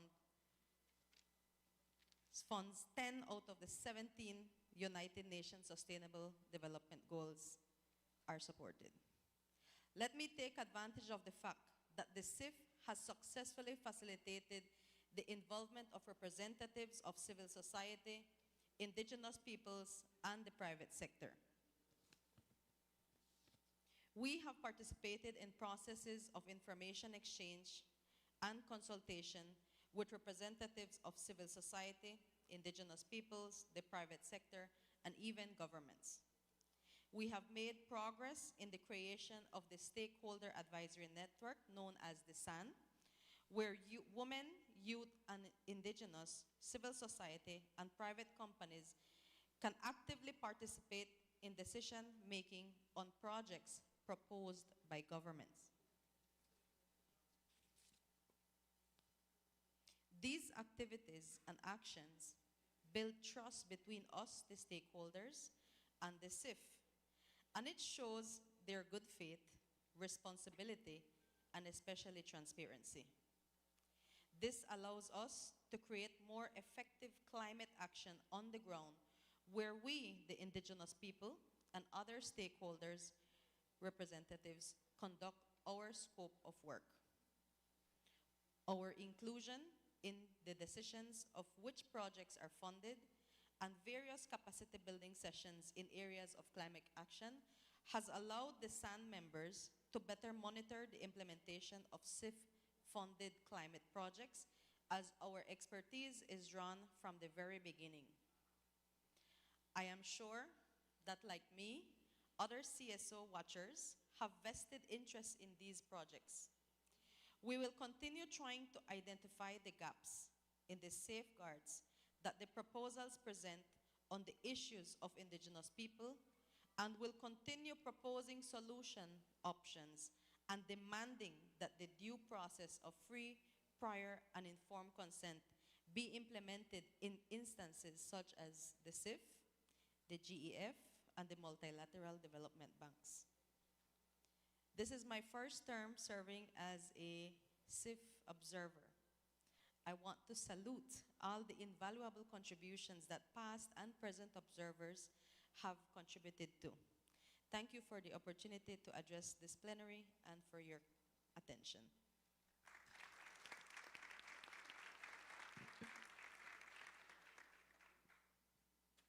Thank you so much, Yahaira.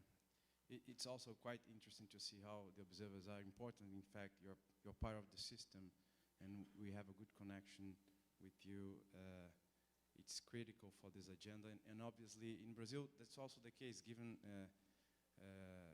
the number of indigenous peoples we have in the country, and even how the dedicated grant mechanism has been also playing a role here in this country. So it is absolutely critical to have your voice heard in the committees, but more importantly, in delivering the impact according to the needs of the communities. Thank you so much. Krishnan, are you with us? So we go to Krishnan virtually now, if he is with us. Yes, he is. So please, can you tell us a little bit about the role of the private sector connecting with the CIFs in order to increase impact over these 15 years from your perspective? Thank you. Yeah, thank you. As I said, we signed a loan document with World Bank in 2016 and raised that line of credit for CNI rooftop solar projects financing in the country. Prior to that World Bank line of credit, particularly in our country, the rooftop solar sector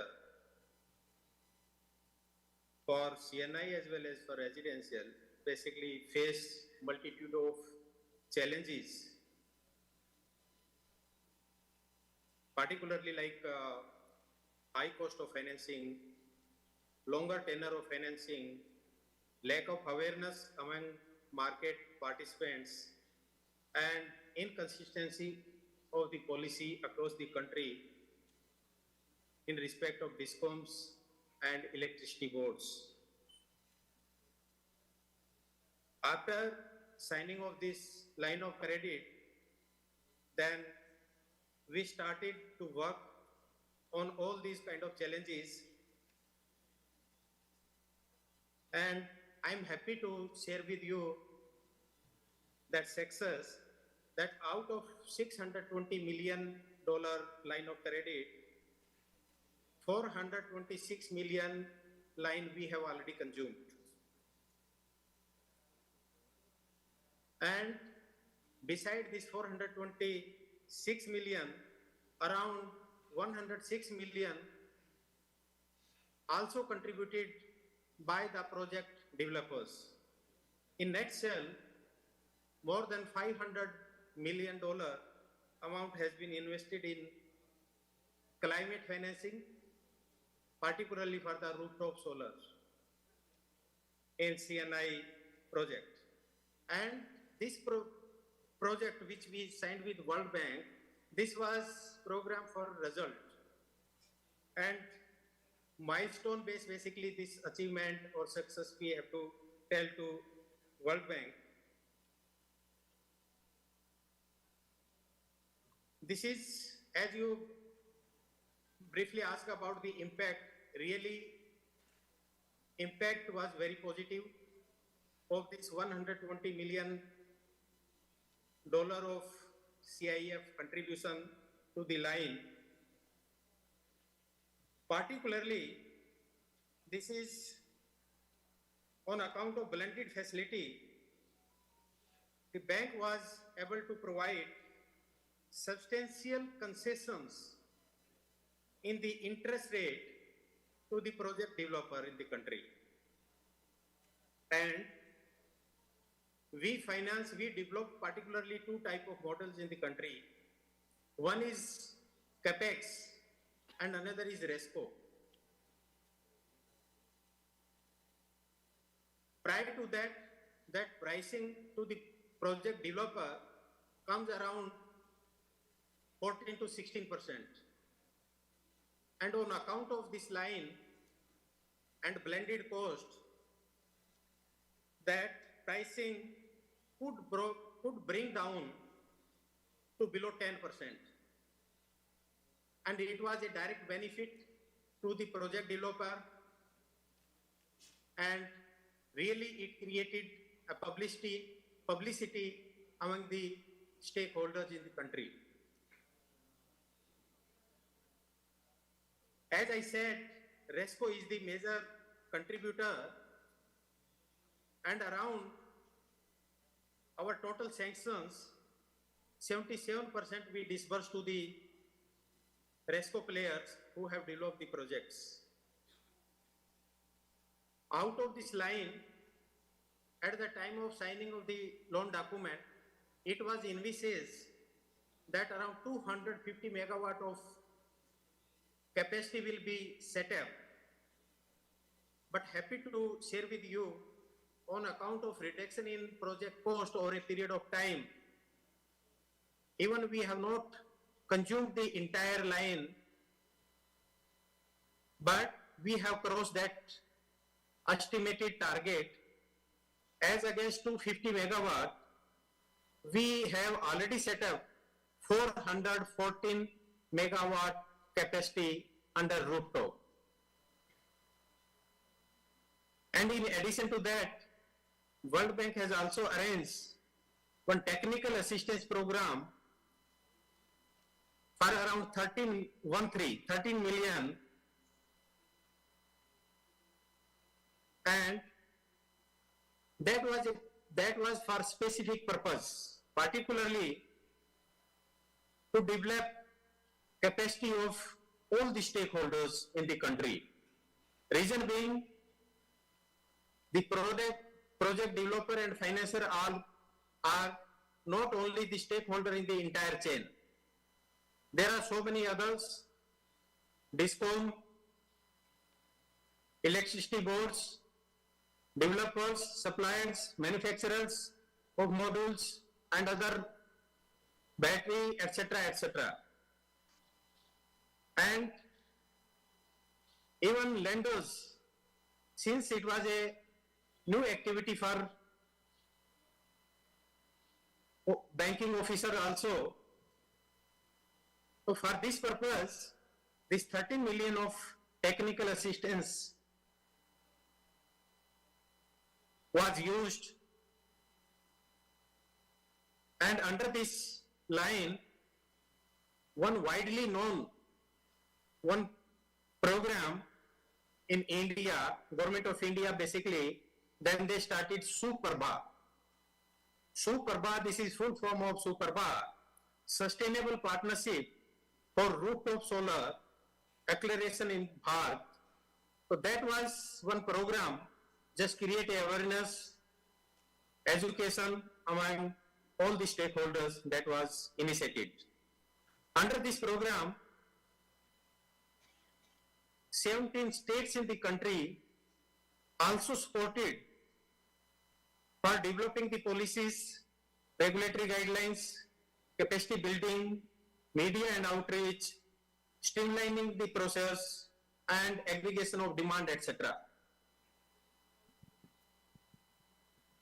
I can say this technical assistance really helped for developing the rooftop solar policies. And apart from that, under this program, it helped in devising the net metering regulation and policy also. More than 3,200 stakeholders were trained under this program, including all the sectors. Thanks, Krish. This program also helped that... Yes, please. 1 minute, please. Yes, one minute to wrap up, please. Thank you. Right.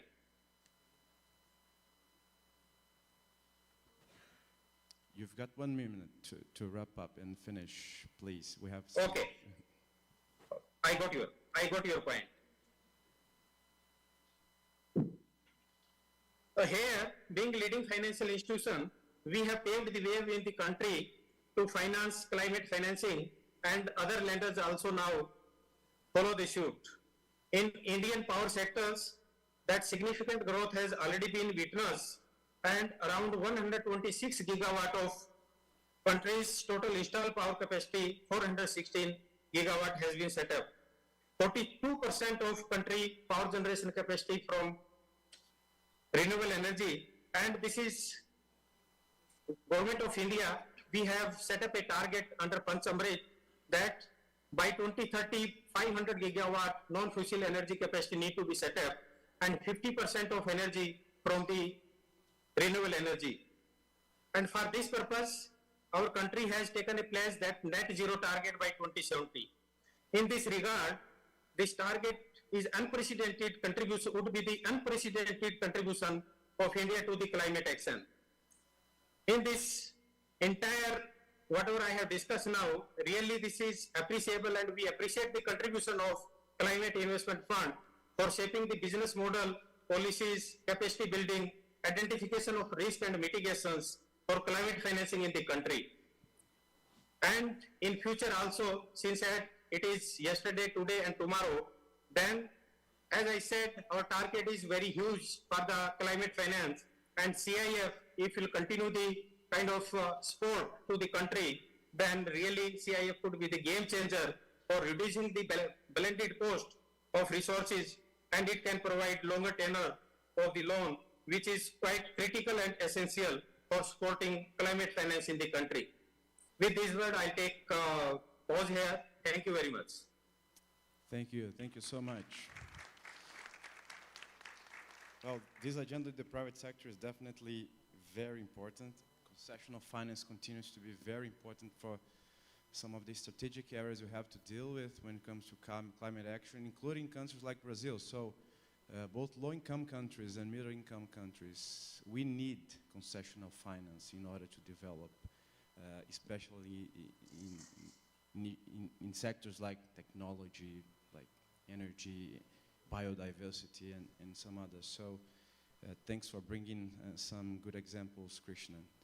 Kapupu, I'll come back to you, and I'd like to ask you on the dedicated grant mechanism, and how do you see it delivering impact locally and globally?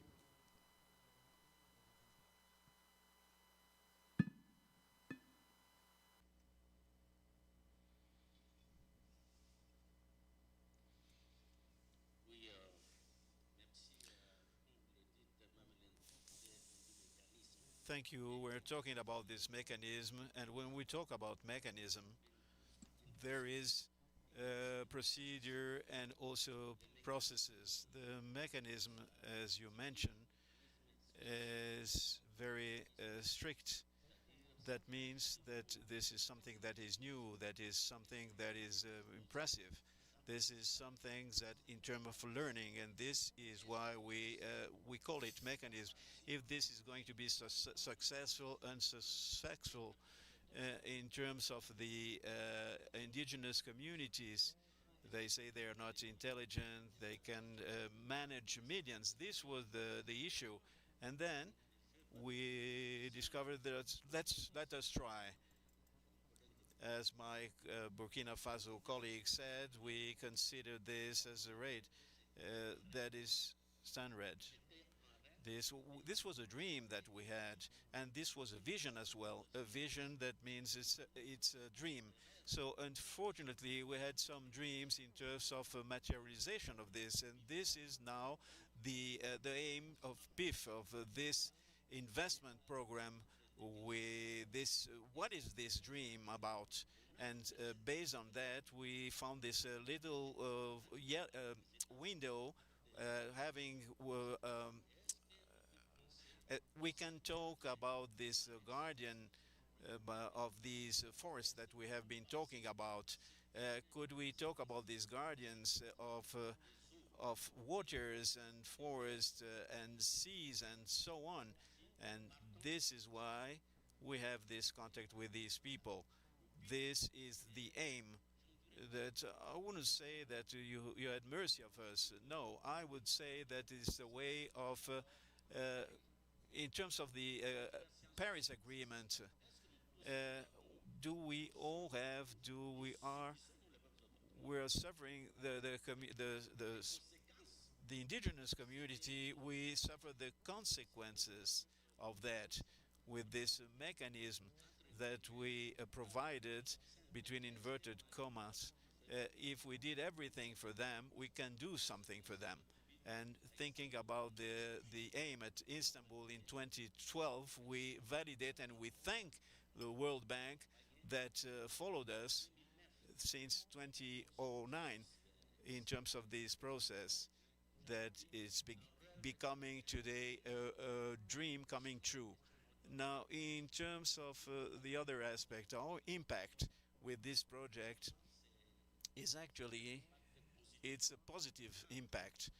Number one, why is it positive? This was the first time that the organizations, the indigenous community network is benefiting for the first time to be a manager, being themselves responsible, accountable for their project. This is the first impact. The second impact has to do with the implication, the effective implication of the indigenous community to generate their space that they managed during thousands of years. I can give you the example of Congo with a solution country in terms of climate change. We're a solution country, and we showed this in the Dejan project. It was one of the countries that was one of the pioneers in the process of this dream in the world. And for us, the impact that we have, in other words, that Dijan, as I said before, allowed us to see how to share our experience that we kept during millennia for the conservation, for biodiversity, for everything that we have in terms of sustainable management, because sustainability is not a lesson that you are learning us today, teaching us today. This is lessons for the indigenous community and the local communities. Sustainability is the culture. When you see how we managed all that you found, if we were not good managers, if we didn't have this sustainability, you're not going to find this. But being managers and this issue, you found what you have. This is the first impact. The second impact has to do with the following. With this project, DEJAM provide us the implication, as we told, about the gender, women in the case of RDC.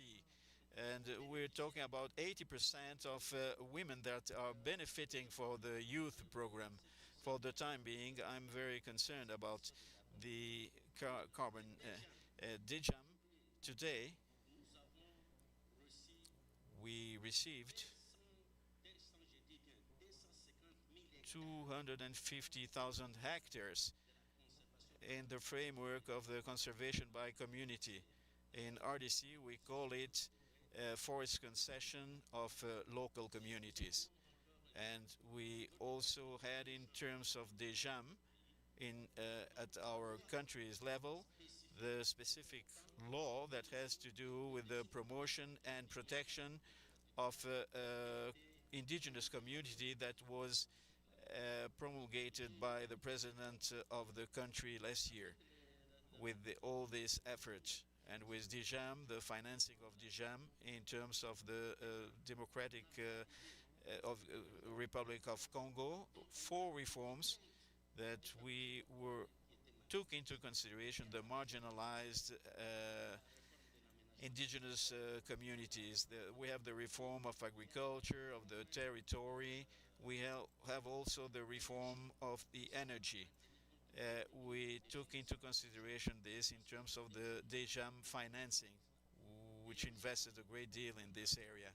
And in Congo, DEJAM intervenes almost, I could say, half of France, of the French territory, where DEJAM intervenes In the case of illiteracy program with DGEM, we were able to form and to learn how to read and write over 40,000 indigenous community who couldn't read or write. These are the impact of the GEM. And in terms of the world point of view, in Peru we have the acknowledgement of land from indigenous community. It's a heritage of the community, those community. The GEM today, if you go to this country, the indigenous issue is not a taboo any longer. We had this partnership between the state and the indigenous community that did not exist before. But through the financing of PIF by these small windows that we have, now we have this relationship, and the indigenous community are implied. And it was not like in the past, like a cat and the mouse. We are partnerships nowadays. We acknowledge this with the with this financing. To wrap up, as a recommendation, you all know, and the World Bank knows it, and you all know it, that we're going through the ends, and we are at the first letter, A. If you count the letter of the alphabet, we're talking about 26. So there are 25 letters left to reach Z. And through your assistance, we will be able to do it. Thank you very much. Merci beaucoup. Examples of connections of the CIFs with the local communities. Krishkaya, well, IFC has been a long time partner of the CIFs of Brazil. In fact, Brazil is right now the #1 client of the IFC in the world, so we hope we can do more connecting IFC and the CIFs in Brazil too. So can you give us some examples of the power that the CIFs have been putting in place when it comes to mobilizing finance for development and climate? Thank you so much. And I want to reiterate a point, Ivan, that you made, which is, it is important for all countries. It's important for the low-income countries, and it's important for the middle-income countries. And, again, the climate, change, the effects that we are seeing go across the globe. So that's a very important thing. When I think of the CIFs, I think of 4 main attributes: flexibility, ease of access, predictability, and ability to deliver at scale.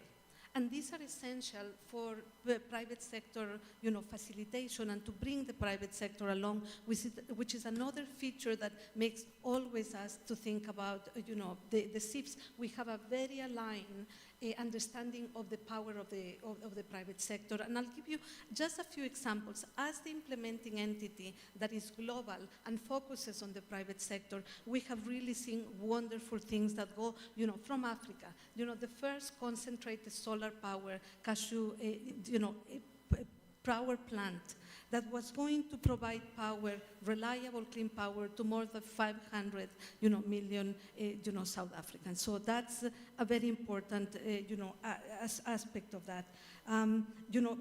Reducing significant amounts, 315 tons of GHG emissions per year, creating jobs. So, basically, you have 500,000 people getting reliable power. You have GHG reduction. So, impact is a key element on that. What happens after? Others follow. And there have been many other things that have come in South Africa after the CIFs came, together with IFC there on the concentrator for, solar power projects. In Mozambique, we were able to use not only the CTF, but also the PPCR resources to think about resilience. So it was a solar plant, but a solar plant that is bringing a lot of additional resilience, to the country, and again, bringing more clean energy to more than 173,000 households in the low-income north-central area of Mozambique. You continue, basically to see what else we can do globally. Leasing in Ukraine. to really give the opportunity there to, increase access to sustainable energy and green leasing and climate smart equipment. I am very happy to also highlight that under the circumstances and following the Russian invasion of Ukraine, this project continues to perform. They have continued to make payments not only in time, but sometimes prepayment. So really another wonderful example. And perhaps I'll end by just highlighting also an advisory projects, irrigation in Niger. We started really to test new technologies, irrigation, to see how we could do it. The CIF advisory services intervention was followed by an additional advisory and an investment project there. So you see across the globe, there is wonderful examples of what the CIF can do. And to end, as I said, this is the past, the present, continues into the future. We need the flexibility of the CIFs. We need the scale of the CIFs. We need the innovation across all emerging markets, including middle-income countries. So thank you very much, and thank you again, Mafalda, for the wonderful work and partnership.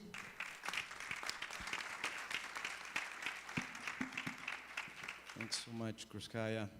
Excellent. Well, we've had a couple of minutes. Very interesting one with good examples reflecting on what the CIFs have been doing, and the impact over the last 15 years. So now we're going to see a video that showcases the transformational role of the CIFs in the last 15 years. Please enjoy it. The video, please. The Maldives is about 1,200 islands, and we are just about a meter above sea level, which makes us one of the most climate vulnerable countries in the entire world. We contribute about 0.003% of global greenhouse gases. Despite how small we are and how negligent our contribution to global climate change, we still want to be part of the solution. Climate changes are now recognized as an existential threat to the Maldives. It not only hinders our developmental projects, but also affects the people's livelihoods. We spend about 10% of our GDP on importing fuel to our country. Being a small island nation, that makes it extremely vulnerable to global energy shocks and volatile markets out there. So for us, it makes climate sense as well, but also economic sense for us to transition our economy as quickly as possible. Our government announced that we would want to become net zero by 2030, and I think this makes us one of the most ambitious mitigation targets in the world.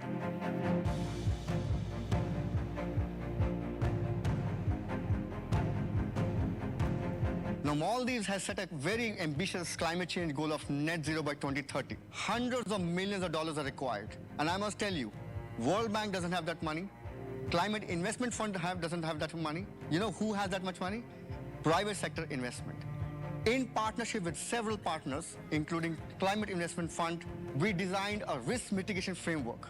We are here to give the investor confidence. We have been able to attract much more private sector investments and also much cheaper PPAs, and it's continuing to fall. We have leveraged funds from our developmental partners and other interested parties to carry out multiple solar PV projects. The help of World Bank and some other donor agencies, we are installing, in pipeline there is, I think, 40 megawatts. So we are doing quite a lot for achieving that goal 2030. Working together with the private sector, CIF has invested about $65 million. But it has brought in over $300 million for our renewable energy sector.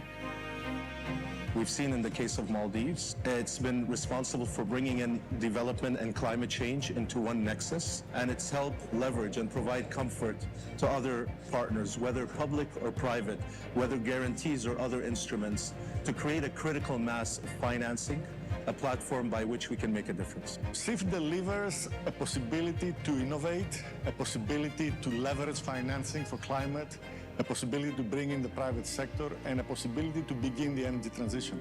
There's a lot that's going on, and it's really the beginning, I think, of the transition for the whole country. Maldives is sending a message to the world that we can combat climate change. We, as a small country, can be carbon neutral. If they can do it, other countries can do it as well.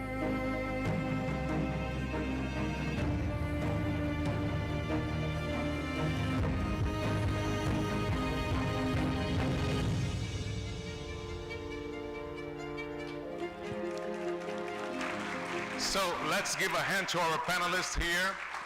Thank you guys. Merci les amis qui parlent français. Ça a été magnifique. Thank you all. It was very interesting.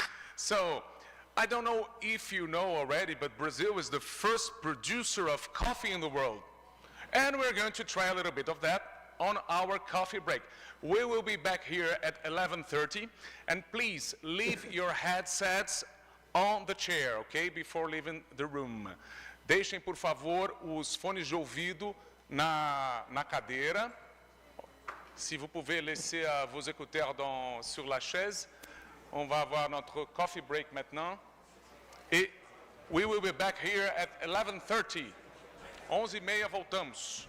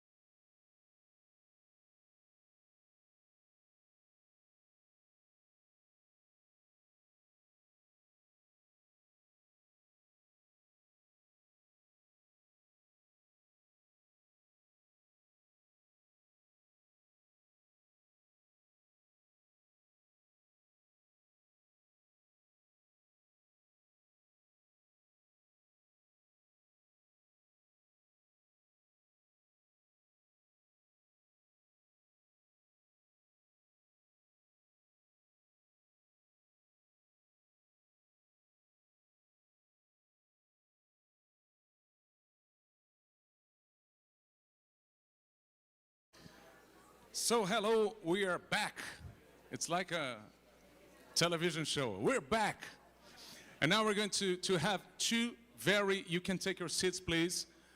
Let's remember that this part of our meeting will be all in English, so if you need translation, you can grab the earphones, the headsets that are at the end of the room. Se quiserem tradução, lembre-se que agora vamos falar principalmente em inglês.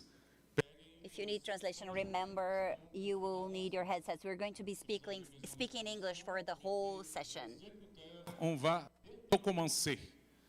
Et la même hispanohablantes, lo mismo. Vamos a empezar ahora. Tenemos la traducción en español también.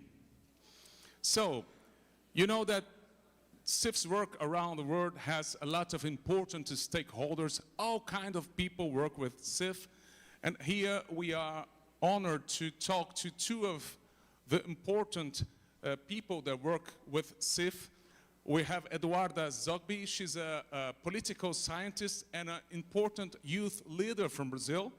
And also Gareth Phillips. He's from the African Development Bank.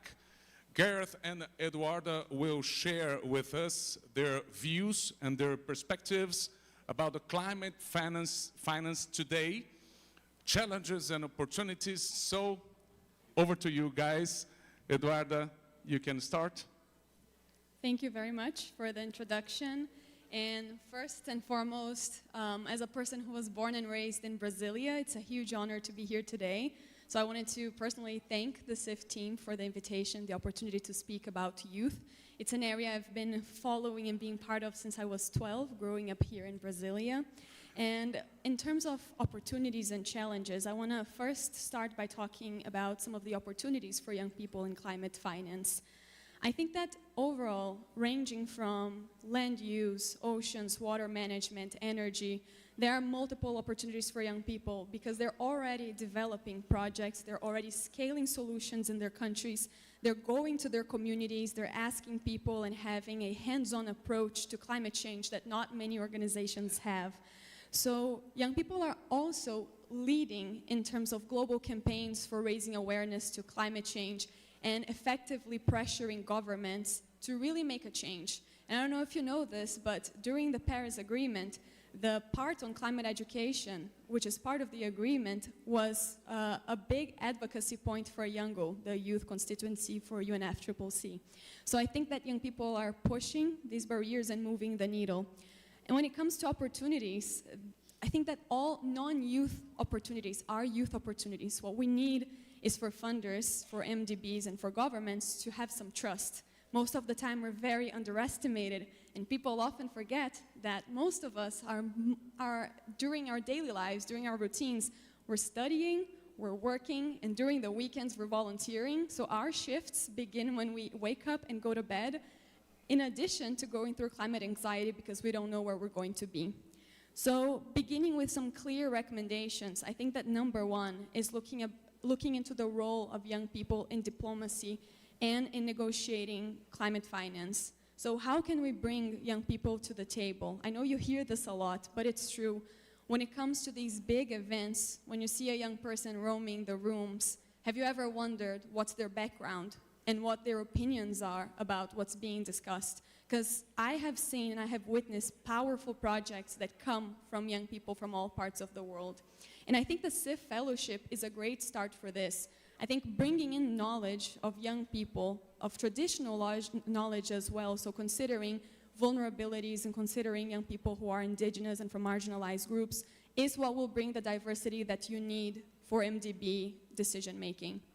Now the second point I wanted to make is around technical assistance. I've worked for MDBs myself, and technical assistance is crucial to taking projects to another level, for scaling energy projects, for creating innovation. But a great part of technical assistance is capacity building. But if we are building capacity to people who have been in the sector many years and not focusing on youth, we're going to spend a lot of unnecessary resources when we could have been focusing on young people. And I say this because look at Africa, 70% of the entire population is under 30. So if you're building capacity, you have to get to the young people who will be very soon leading their governments, leading private sector companies. So building trust is fundamental. Lastly, before I pass on and ask a question to Gareth, I'd like to also highlight the work from Student Energy, which is a global youth-led organization that recently launched a report, a first of its kind report called the Global Youth Energy Outlook, in which we interviewed 129, interviewed more than 40,000 young people from 129 countries who have answered this question themselves. For them, what we need for climate finance is targeted initiatives, funds targeted for young people and youth projects. We need financial mechanisms. We need to find ways of de-risking their projects, because $1,000 makes all the difference from a youth initiative to go from an idea to become something actionable. Now I wanted to move over to you, Gareth, and ask, in your experience at AFDB, what do you think is the role of youth in climate finance? Great. Well, thank you very much indeed for that question, and thanks for having me on the panel this morning. So I also have 3 points that I want to make. And I want to step back a little bit and maybe I can clear up one common misconception, and that's that MDBs have lots of money. We get the money from governments and we channel and pass it on. You know, we don't have our own money to spend. It comes with very strict reins attached to it and what we can use it for. So in order for young people to influence climate finance, I've got 3 things that they need to do. And the first of those is to vote. You have to vote, and you have to educate and get your parents to vote. You have to get your brothers and sisters to vote, and your cousins and your uncles and aunts to vote, and vote for the government that is going to put climate change and climate finance at the top of the agenda, because I know there's a lot of other things going on in the world at the current time, but for young people, climate change really is becoming an existential threat. So voting is critically important. And if you can't vote, I know I learned today they have mandatory voting here in Brazil. If you can't vote, you have to protest and demonstrate. And a small anecdote, we recently had an important referendum in the UK. I won't name it, I'm sure you know what it was. But the story was that the young people voted on Facebook and Twitter. And at least from my point of view, I wasn't happy with the outcome because the young people didn't turn up to vote in the right place.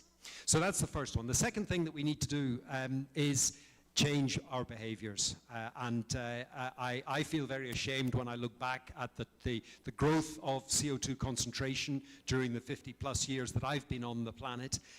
My generation has not done a good job. We have presided over an extremely unsustainable period of living, and we need young people to change the way they do that. We need them to aspire to different things and be aware of the impacts that their choices have. And I think that's happening, and that comes back to the point about education.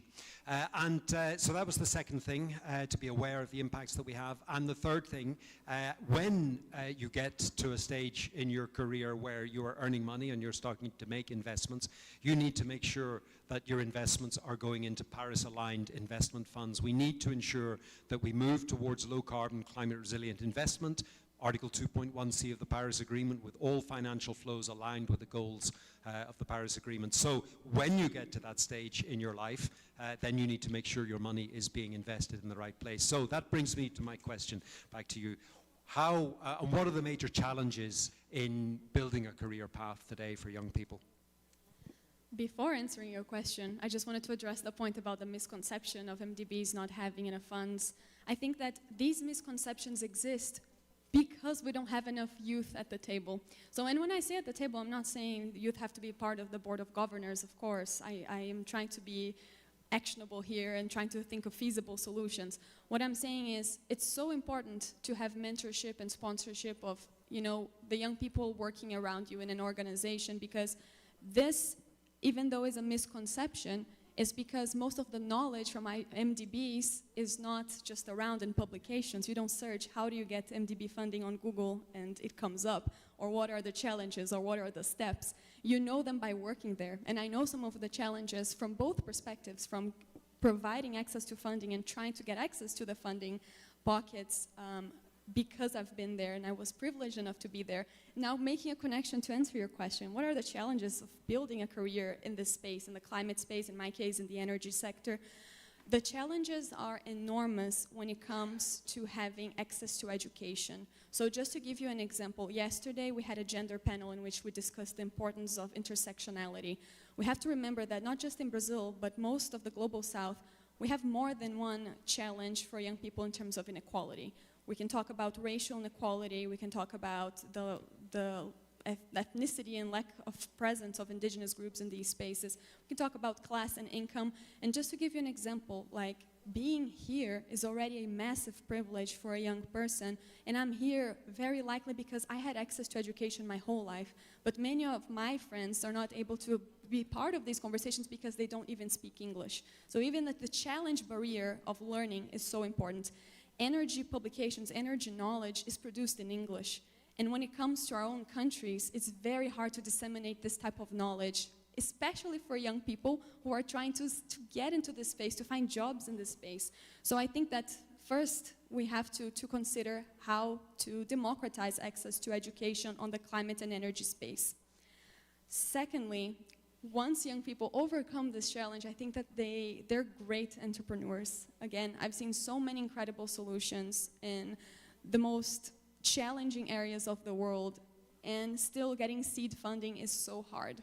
Even getting the word across, I think that you can be a supporter, a youth supporter, not just by providing funding, but providing an avenue for this type of funding. So if you cannot provide it, through an MDB, how can an MDB create a channel for young people to receive seed funding for their projects?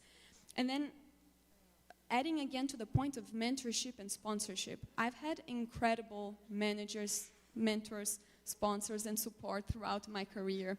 If we don't help overcome bias, especially when we're women in the energy sector or in any other sector, because we're most of the time misrepresented, how can we bring women and vulnerable communities to these spaces? How can, when we are invited to these opportunities, we think about the women around us and bring them to the stage instead? How can we ask them and consult with them what are the solutions that they believe are to be actionable in their spaces? So I think that before my last question, we're here for a quick conversation. I just wanted to emphasize the importance of empathy and the importance of going to the field. No matter which areas you work in, no matter what sector you're working in, talking to people and empathizing about what they're going through is so important, because we're going through a climate crisis and it affects people in many different ways. And we're here discussing climate finance, and I know that everyone has very busy agendas, thinking about disbursements, thinking about project timelines and all of that, but what is happening to the people on the ground?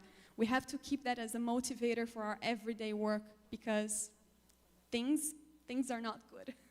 But I do want to end on a note, before I pass it over to you, Gareth, on a note of optimism, because I think that following the youth climate space for now almost 15 years, I have seen that a growth in presence and a growth in representation that is really inspiring. And I think that we have accomplished a lot. We just need everyone else to be with us in this fight and open even more doors for not just youth, but also vulnerable communities and women. But Gareth, going back to you now, in terms of MDB finance and in terms of what you can do to support us, what do you think are some actions and solutions that you could deploy to address some of these challenges that I mentioned? Great, thank you very much, Eduarda. So, look, I mean, an obvious one is the kind of startup launch pads, youth initiatives and so on. And at the AFDB, like the other MDBs, we have a Youth Adapt program. We have awarded over $4 million to, I think, about 35 winning entrepreneurs, which is great, but really $4 million isn't moving the needle. The challenge that we face with climate finance is that it is invariably focused on large-scale infrastructure projects, energy projects, typically men, more so with women in suits and smart dresses, going to meetings like the CIF, to Songdo, to the GEF and the GCF to mobilize tens, hundreds of millions of dollars. And that is not money that is accessible to youth and to women.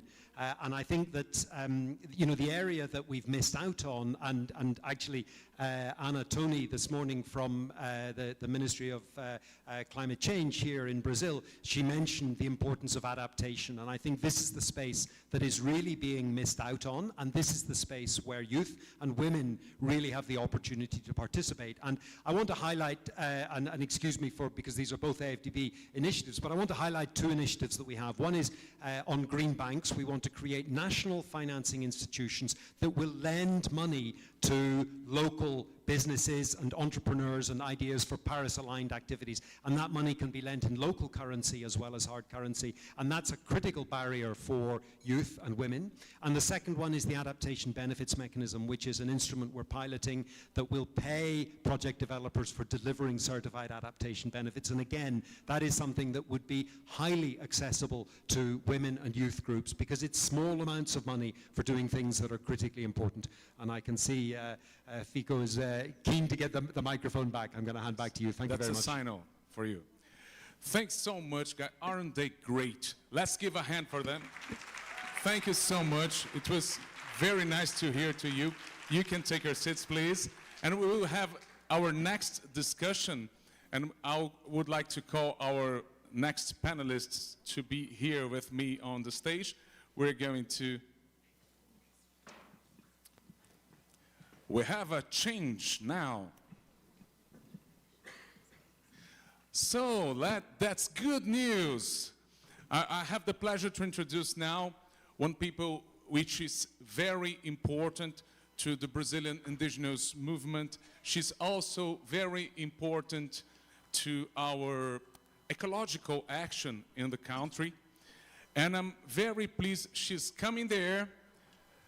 I'm very pleased to invite to the stage the first Brazilian Minister of Indigenous People, Sônia Guajajara. Muito prazer, Sônia. Prazer.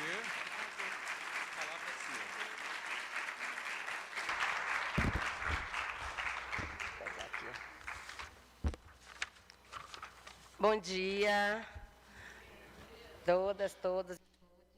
Good morning.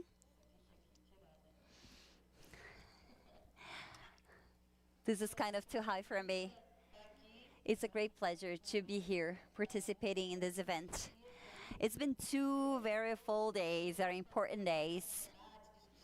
We've had a lot of debates, discussions with funders, international philanthropists, banks, national philanthropists, funds, which shows we are at a very important time in Brazil. And it's very important to have the engagement of all of you for us to be jointly strengthened. So it's a great pleasure to participate in this panel and this discussion to discuss about the 15 years of the CIF. I'm happy this celebration is happening here in Brazil, and that we recognize the importance of Brazil in the construction of projects to fight climate emergencies.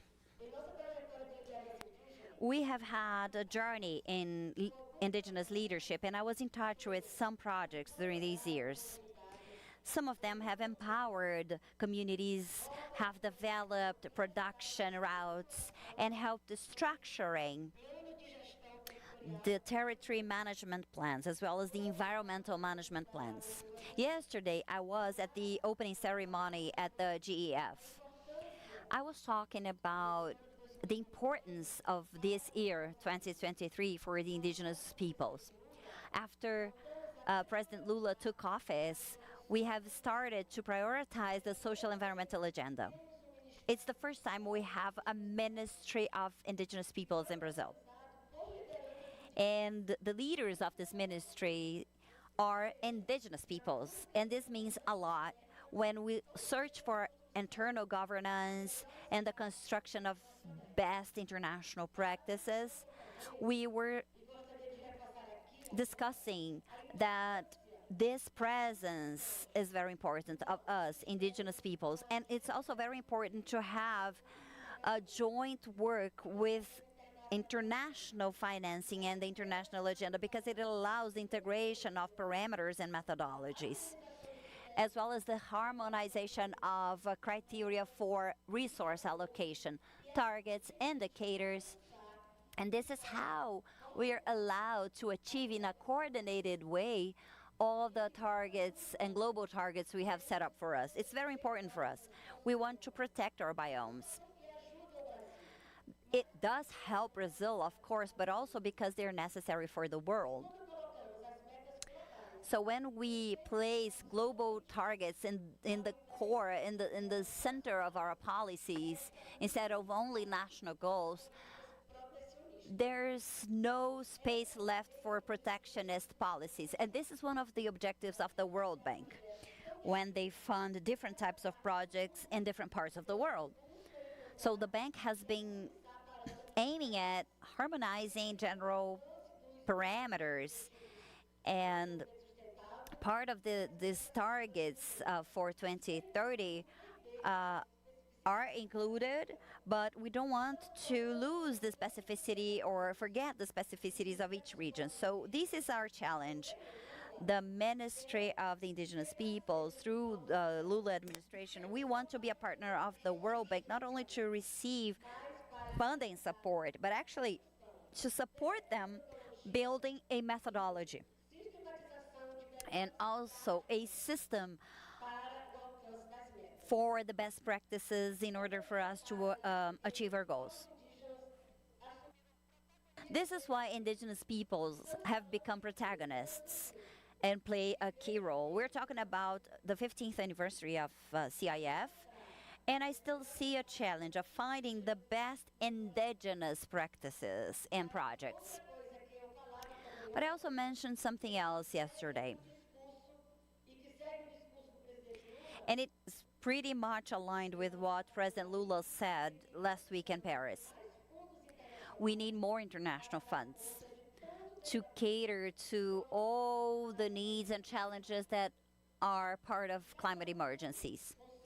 And each fund has its own characteristics. So if the Montreal Agreement created a fund with the purpose of reaching the main conservation targets,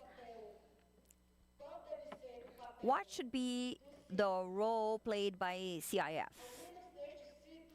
At least from now to 2030. I think this line of projects are correct. We need to mobilize new projects, new resources for co-financing. The Clean Technology Fund agenda seems to have met this very important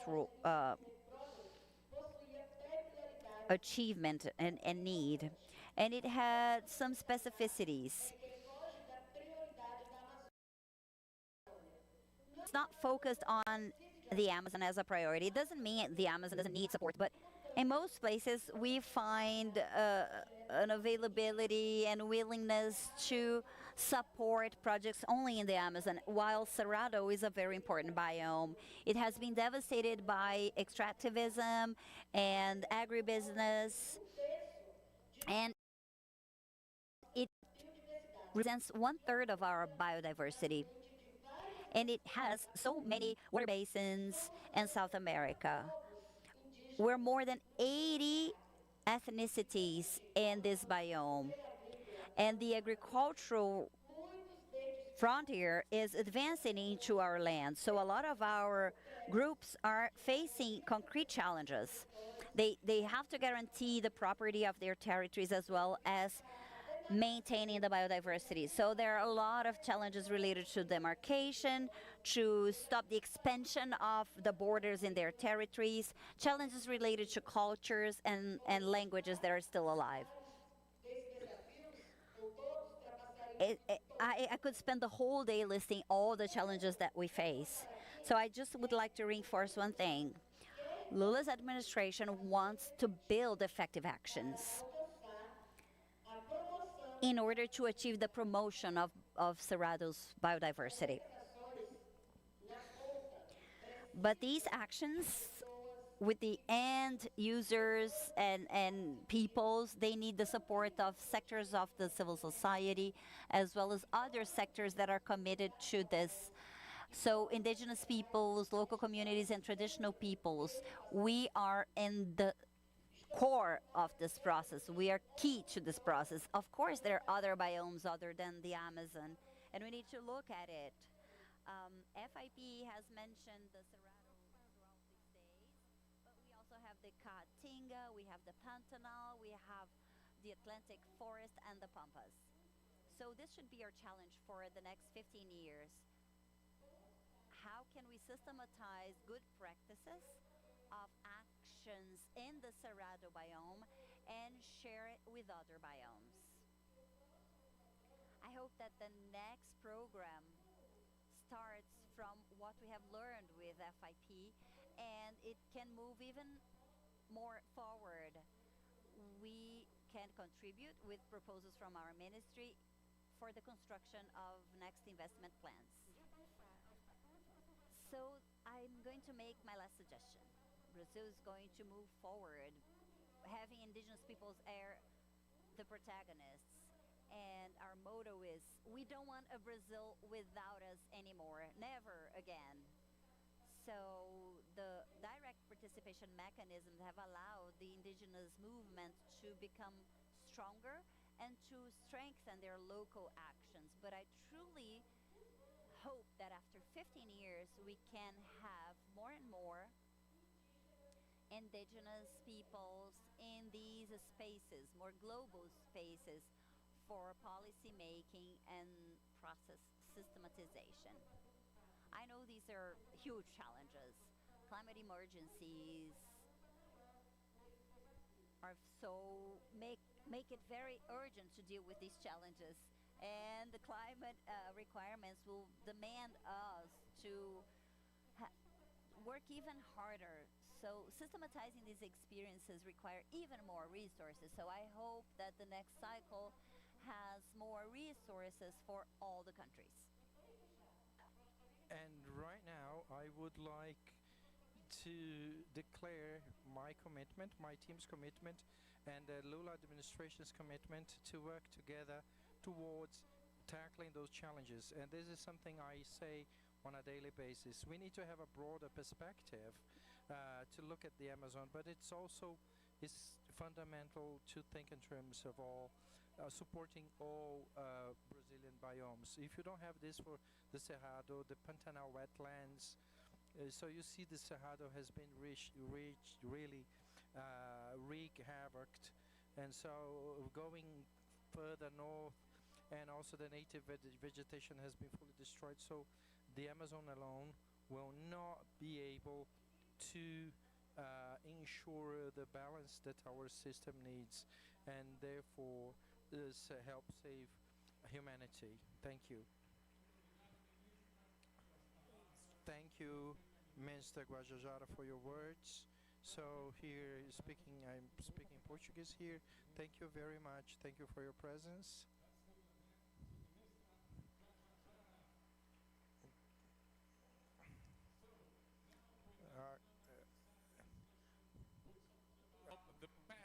The last 15 years of CIF's work, we talked about today, and now we're going to talk about tomorrow. I'll ask to the stage our 5 panelists, and as they take place, as they take their seats, you can come, everybody. I will present them. We have a few minutes before lunch. We have 35 minutes, and then we go to lunch. And as they take place, I will talk about these plants. You see these plants? They are all native from Brazil. They came from nurseries here in Brasilia, and they are going to be back home at their nurseries after this event. So, no waste, all sustainable in the stage. Thanks. So, now we're going to talk to our panelists. We have Dr. A.J. Mathur, which is virtually with us. Okay, thanks, Dr. A.J. He's the Director General of the International Solar Alliance. And we have Dimitri Givindadze, who leads the Climate Strategy and Regional Delivery at the EBRD. We have also Sandra Paulsen from Brazil Institute for Applied Economic Research, Sergio Suchodolski, which is the Chief of Climate Change Senior Fellow of the Brazilian Center for International Relations, CIBRI, and also Noel O'Brien, which is the Chief of Climate Change at the Asian Development Bank. So let's start our discussion with a person which is virtually with us, Dr. A.J. Matur. Do you hear us well? Absolutely. Do you hear me as well? Excellent. Where are you? I'm right now in Delhi at home, and it's what, 8:30 or so, 8:35 p.m. India time. Excellent. Could you share your perspective?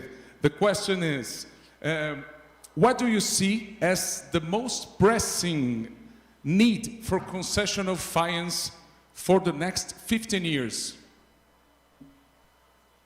Rico, what I'll do is I will first talk of the three areas which I think are most important for CIF in the next 15 years.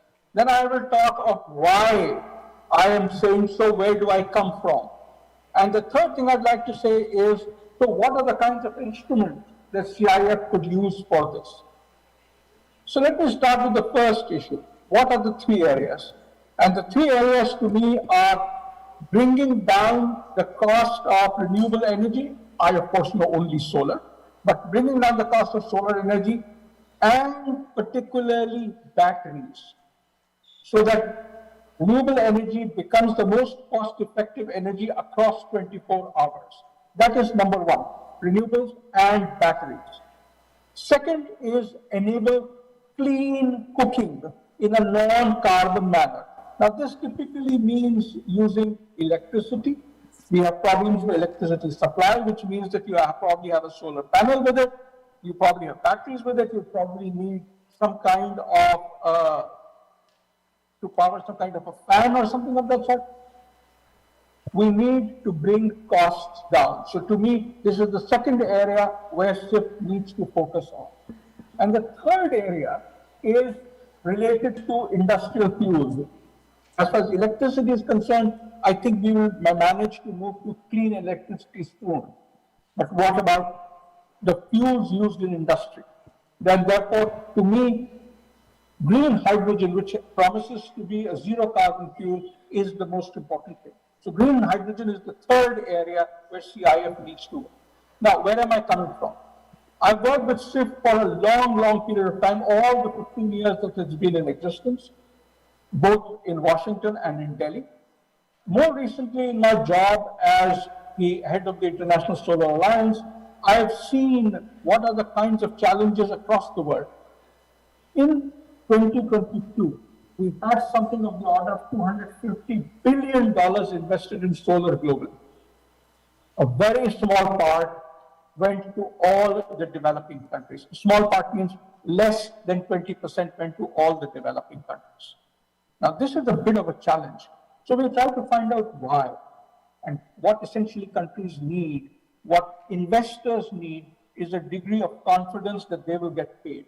Therefore, moving the chain of investments from maybe grants in the beginning to maybe subsidized loans later, to maybe guarantees after that, so that it can pull in private sector capital, that becomes SIF's main defining role over the next few years. SIF has huge kind of experience in all of this. So to repeat, I believe that batteries, clean cooking, and green hydrogen should be the main areas of focus, at least in the energy, in the clean energy area. Yes, of course, SIF looks in many areas, but I'm looking at the clean energy area. It needs to do this through things like subsidized loans. It needs to do this through guarantees so that countries can move towards commercial loans in these areas as time goes by. So Rico, I'll end here, and I look forward to participating in this discussion. Thank you so much, Doctor. Now I will turn to Dmitry. Dimitri, in your opinion, in your perspective, what are the most pressing needs for concessional finance for the next few years? Well, thank you very much. It's a big pleasure to be here. My first time in this beautiful country. And I came from London. I can tell you that the temperature in London these days is hotter than it is in Brazil. I will probably split this answer into two questions. First question is, how big is the climate investment gap, and what are the barriers to the climate investment? And the second part of my answer is going to be about the value proposition of the multilateral development banks, and how the grants and concessional finance, they feed into this value proposition. But first about the EBRD, we are a regional multilateral development bank. We are owned by 71 countries plus European Union and the European Investment Bank, and we operate in 38 locations. Our annual business volume is approximately 13 billion euros, of which roughly half is green. We're fully Paris Agreement compliant, and roughly 3/4 of our portfolio and our annual business investment is in the private sector. So we have a very strong presence on the ground, which allows us to engage with the private sector, financial and real sector, as much as possible. The climate investment gap, it's not a $1 billion problem. It's a $1 trillion program. There is a spectrum of numbers which are usually quoted, for the climate investment gap. But the number which is quoted the most frequently is approximately $2 trillion. In the EBRD region of operations, in our estimates, this basically means 140 to 250 billion dollars of the climate finance gap, of the additional financing which is needed by 2030 to close the climate finance gap. Now, naturally, this cannot be done by the official development assistance alone. We absolutely need to bring in and crowd in the private sector as much as possible. But what are the barriers for the private sector investment? Several barriers, which come from our own experience. First is the supply of the investable projects. We often discuss the issue of the capital availability, the money which is available to finance the projects. But often we realize that the uptake, the project pipeline is not there. And this is due to the institutional capacity, especially in the developing countries, the regulations. Some of them very mundane regulations, like the land rights or the licensing, which inhibits the process, and results in very significant delays. Then there are market failures, like the absence of the carbon pricing. You've got the energy security related constraints. You see that, for example, the war in Europe has led to a very significant regional risk aversion, which in a way, introduced another layer of complexity when it comes to the decarbonization plans. Some of the countries which have been exposed to the geopolitical crisis, and the early stage technologies, which depend on the significant backing from governments. Then for projects like the grids and for the batteries, especially developing countries, they need the grant intensity. These are the projects which are in the public domain, and especially post-COVID, given all these crises which have been buffeting the developing countries and the global south, the need for the concessionality has increased significantly because the public debt levels have increased significantly.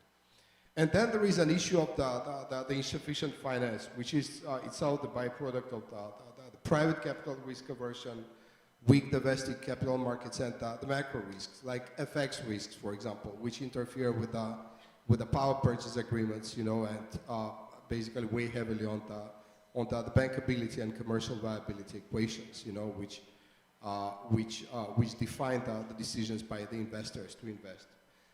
Now, third part of my answer: what is the MDB value proposition, and how does the concessional finance feed into that value proposition? So what the multilateral development banks do?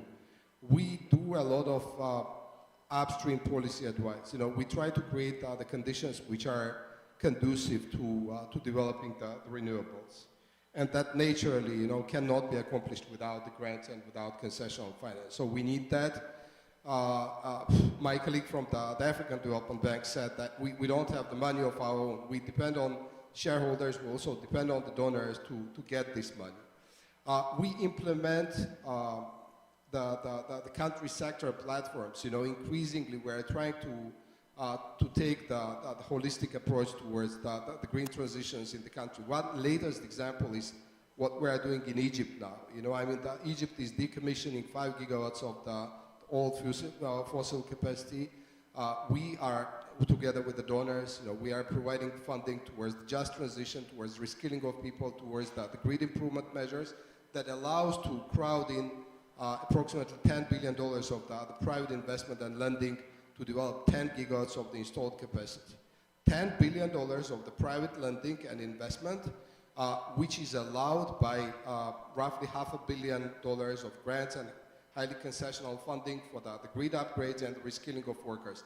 That's 1 to 20 ratio. And when we talk about shifting from billions to trillions, this is probably the way to address it.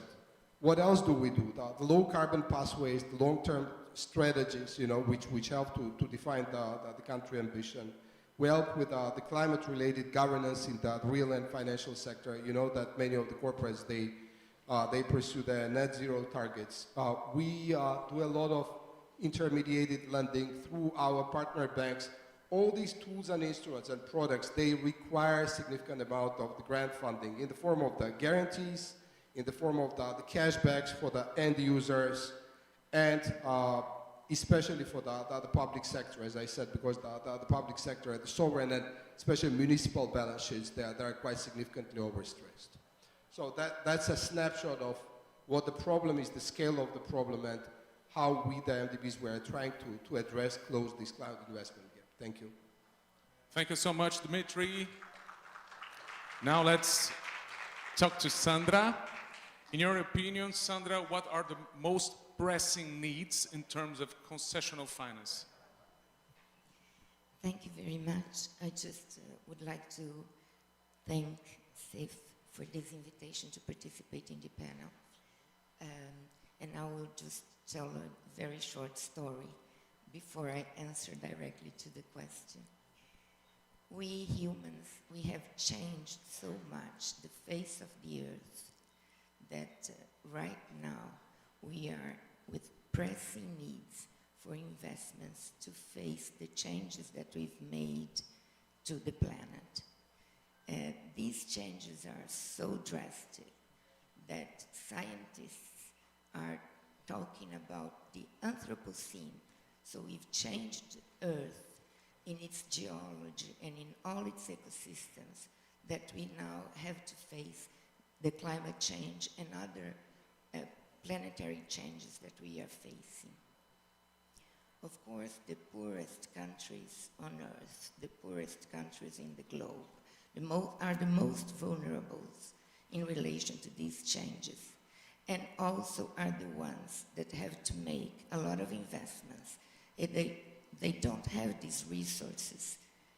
Besides, the pandemic has created fiscal restrictions and a lot of other requirements for these budgets for these countries.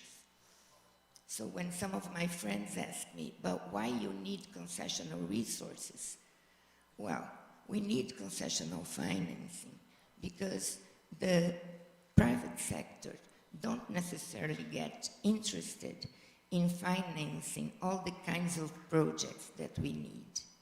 And that's why the CIF is so important.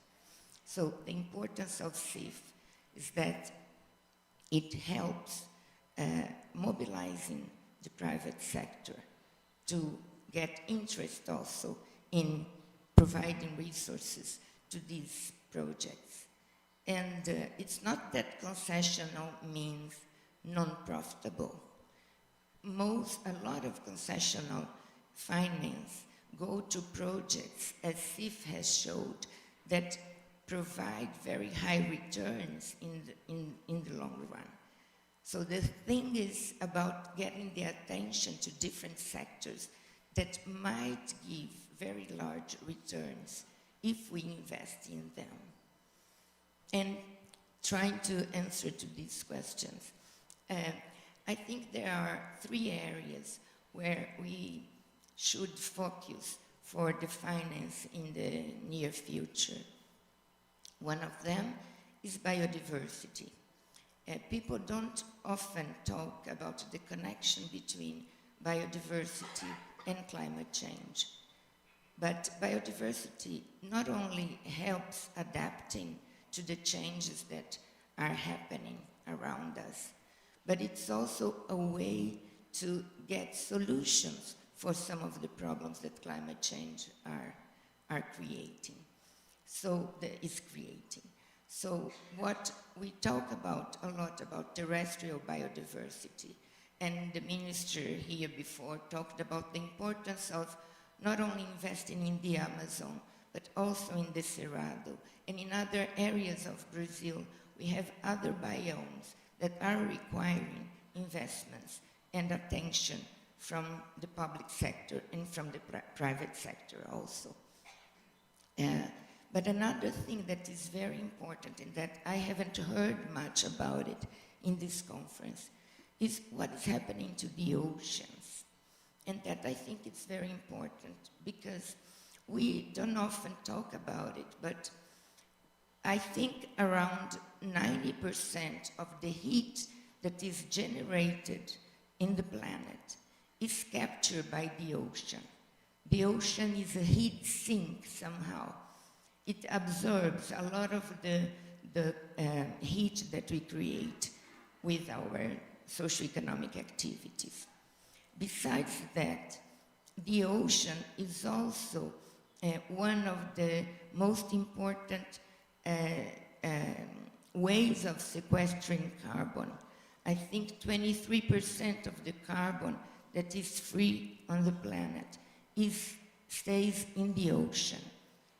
So a lot of projects could focus on the ocean and the coastal zone areas because we develop coastal zone areas, we destroy mangroves, we don't pay enough attention to the coral reefs, and we forget, for example, that coral reefs are one of the smallest ecosystems on Earth in terms of area.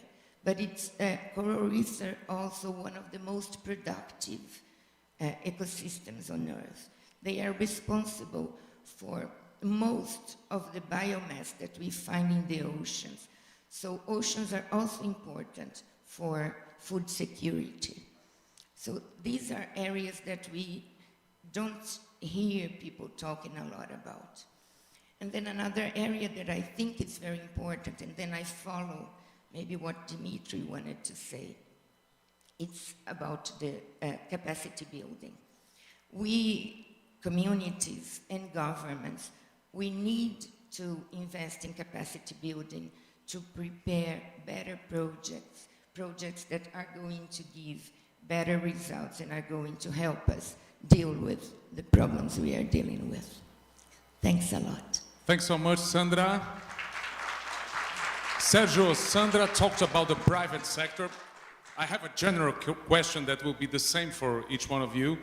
What are the most pressing needs for this kind of climate investment? But could you also talk a little bit more, how can we engage more the private sector? Yes, thank you. Great pleasure to join you today.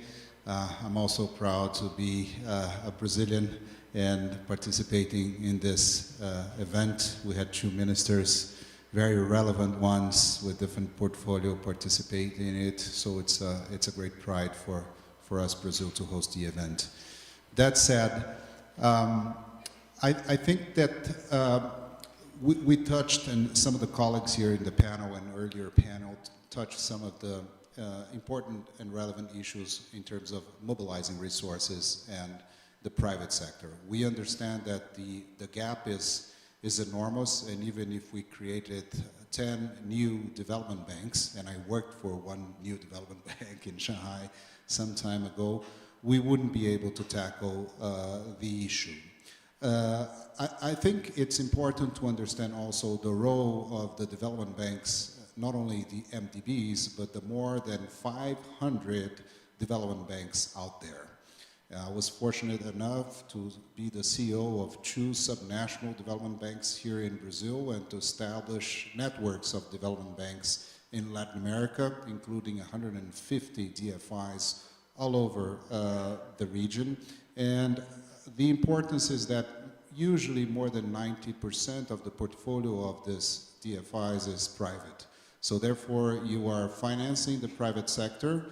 Many times you are co-financing with private institutions, and these can be sort of a vanguard to tackle difficult issues on the ground at the last mile. I'm talking about least developed countries. I'm talking about more challenging regions or specific regions of larger middle-income countries, and also in large developed countries, advanced countries that are willing to develop new materials, new engineering concepts that are willing to do deep research. They also can be tackled by green banks or development finance institutions also in these advanced countries. I'm talking about iBank, which is a development bank of California that is doing this job. I'm talking about the Green Bank Network of the United States, Australia, and elsewhere. But we need also to look at the least developed countries, where it's not a matter of so much developing new technologies, but applying technologies or applying solutions for countries that are affected by the climate change, especially small island countries and countries that do not have the capacity. So on one hand, you are working with new technologies and solutions and sort of very sophisticated ways to make the transition from point A, conventional world where we are, and the new world where we want to get to. And on the other hand, you need to understand that most of the world is made up of developing countries or developing regions like we have here in Brazil, and we just heard our ministers talk about this, where you need to have a different outlook and come up with solutions. And therefore, you need to mobilize the vanguard, which are these developing banks, but with a look to have this crowding in of the private sector that it's so important. And just to finish, we've been talking about concessional finance that can be channeled through all kinds of instruments, and CIFS is a beautiful platform because it has all kinds of instruments that we already heard about here today.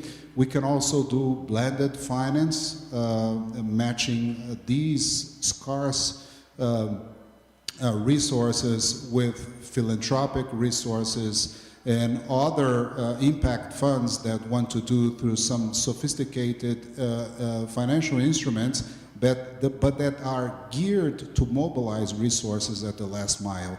And this is very important. Those resources cannot be stuck with the middleman. They need to get to the very last mile when they are most needed, working with municipalities, working with local governments, and working with associations.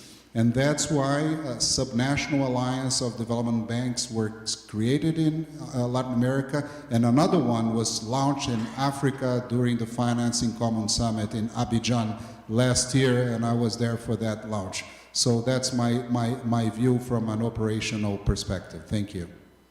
Excellent, Sergio. Thank you. Now, Noel O'Brien, what's your perspective on all we're saying here about the climate finance for the next 15 years? How do you see all that? Well, thank you very much, and thank you to CIF for the hosting of this successful event and for inviting ADB to be part of today's event. So I work with the Asian Development Bank. We have 68 member countries, and we're focused on investments from across Asia and the Pacific. And apologies, I'm using notes. I arrived yesterday morning jet lagged and sleep deprived. So I do hope I connect with you today, and I'm also aware it's just ahead of lunch.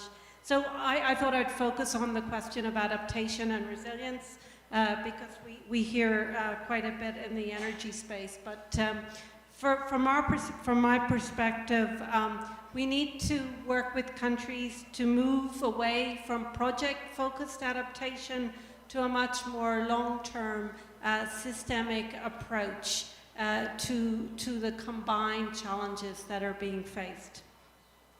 We also need to help to cover the higher upfront costs and risks for more transformational adaptation projects, and so also to help de-risk some of the catalytic first of their kind private sector investments. So let me just talk a little bit more. So for developing countries to move away from the individual adaptation projects, we need a shift to achieving scale and to prioritizing transformational measures.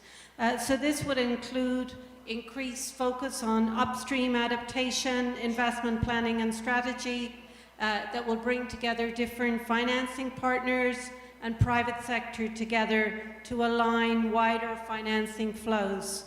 I mean, we know that the numbers on adaptation finance that are required are really substantial.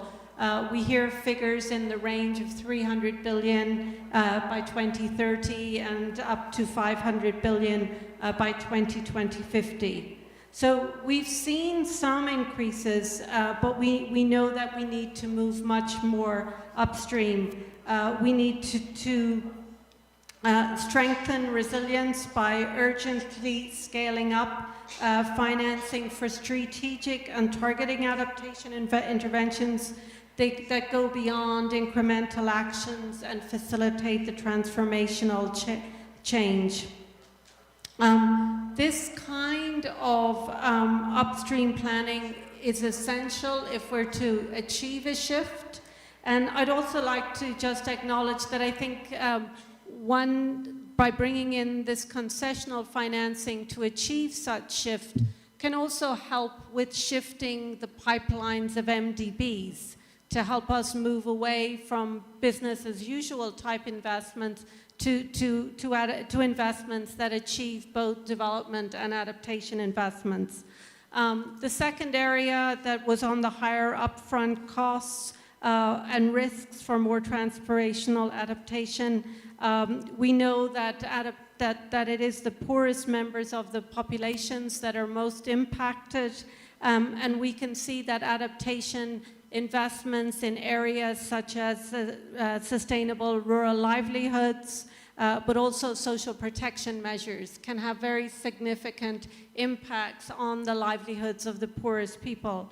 And so these kinds of investments need technical assistance to prepare for the investment. We need to develop the climate rationale on robust climate risk assessments. We need to make sure that we have the economic appraisals and many more measures, and those are all costly. And just the last point is, we've heard about the importance of biodiversity and nature-based solutions. So another area for using concessional financing is to help de-risk catalytic first of their kind sector investments. And maybe one example from our work in the Pacific region is where we're working with the government of Fiji on coral reef insurance products. So similar to that which was established in Cancun, but how does that work in a Pacific context where we have multiple typhoons on a yearly basis, they're getting more frequent, and how can we bring that in so that the private sector is also part of the financing solution. So thank you. Thank you so much, Noelle O'Brien. Thanks to all the panelists. It was a brilliant discussion. Thank you so much. And now we're coming close to lunch, but before lunch, we will hear from Mafalda Duarte and Ed Weber. Ed Weber, TFC co-chair and UK focal point. Please, the word is yours. Where is Ed?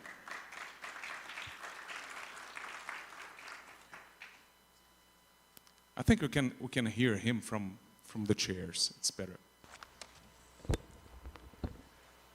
Thank you. My commiserations for having to sit there through this. I hope it's not too painful for you.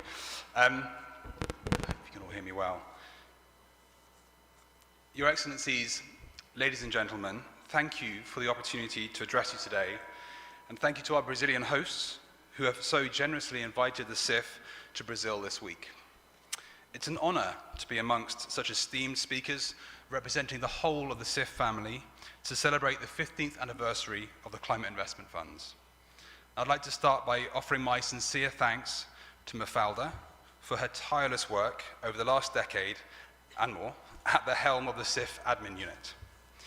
Her vision, energy, and tenacity, and that of her brilliant team, working in partnership with all members of the CIF family, are the reason we are here today, celebrating the CIF's 15th anniversary, something which at times the CIFs seemed not certain in the CIF's history.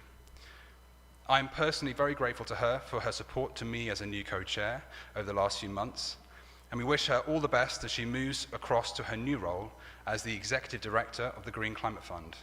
And of course, we are delighted that she is staying closely at the center of the climate family so we can continue to benefit from her leadership and counsel in the years to come.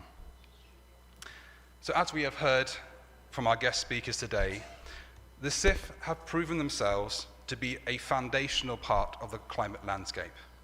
They have provided billions and leveraged tens of billions of dollars to support innovative new projects, and they continue to change the way climate finance is delivered to the most vulnerable on our planet. And in that vein, I'd like to welcome the publication today of the Brasilia Declaration, signed by ministers from contributor and recipient countries alike. This is a celebration of what the CIF family has achieved over the last 15 years, and it looks ahead to the crucial role the CIF can continue to play in the future. The climate emergency is already having a massive impact on communities around the world. It's a time of great anxiety for many, but equally, it is a time of immense opportunity, with the costs of new technologies falling rapidly and innovation pointing the way to the solutions of the future. We know that finance holds the key to effective climate action, and that's why, under the UK's COP26 presidency, 95% of the largest developed country climate finance providers made new, forward-looking climate commitments. And it's why the UK has provided a total of £2.7 billion of grant finance to the CIF since its establishment, making us the largest donor to the funds. We know that to rise to the challenge posed by climate change, we need more finance, and we need that finance that's available to work better together. So over the last 15 years, the CIF has ensured it remains at the forefront of the climate challenge. In 2008, at the request of the G8 and G20, we started with programs aimed at filling a gap in providing scaled-up finance to support low-carbon and climate-resilient development, unlocking private investment, piloting approaches and learning lessons on new approaches and technologies, and achieving transformative results in developing countries. More recently, as the nature of the challenges we face evolve, we have launched a new era of programming to catalyze transformational change in new frontier areas in developing countries. One example is our approval for Colombia's investment plan under the CIF Renewable Energy Integration Program earlier this year. This plan aims to transform Colombia's energy infrastructure by enabling grid flexibility and resilience and accommodating an ever larger share of renewable energy technologies.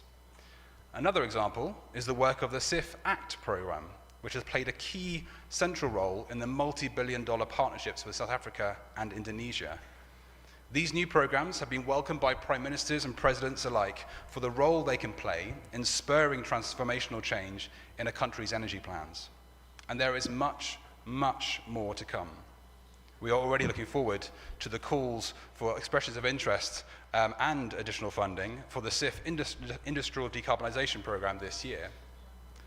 But there is something else that sets the CIF apart, and that is its willingness to learn lessons and to share these across the CIF family. Things that we take for granted today, like the programmatic approach, which the CIF first pioneered and now serves as the blueprint for how to comprehensively tackle the climate challenges across the world, or the groundbreaking work on just transition, or assessing how to improve SDG impacts of climate investments, or the ongoing work on gender and disability to embed a more inclusive, equitable approach to climate action with climate justice and real people at its heart. These are all examples of how the CIF, working closely with its MDB partners, have pushed the frontier of how we think about and how we deliver climate finance.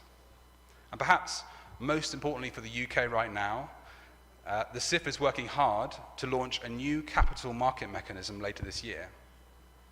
By selling bonds to investors through the City of London's capital markets, the CCMM will provide us with an innovative model to leverage reflows from existing projects with the potential to generate over $50 billion in co-financing over the next 10 years.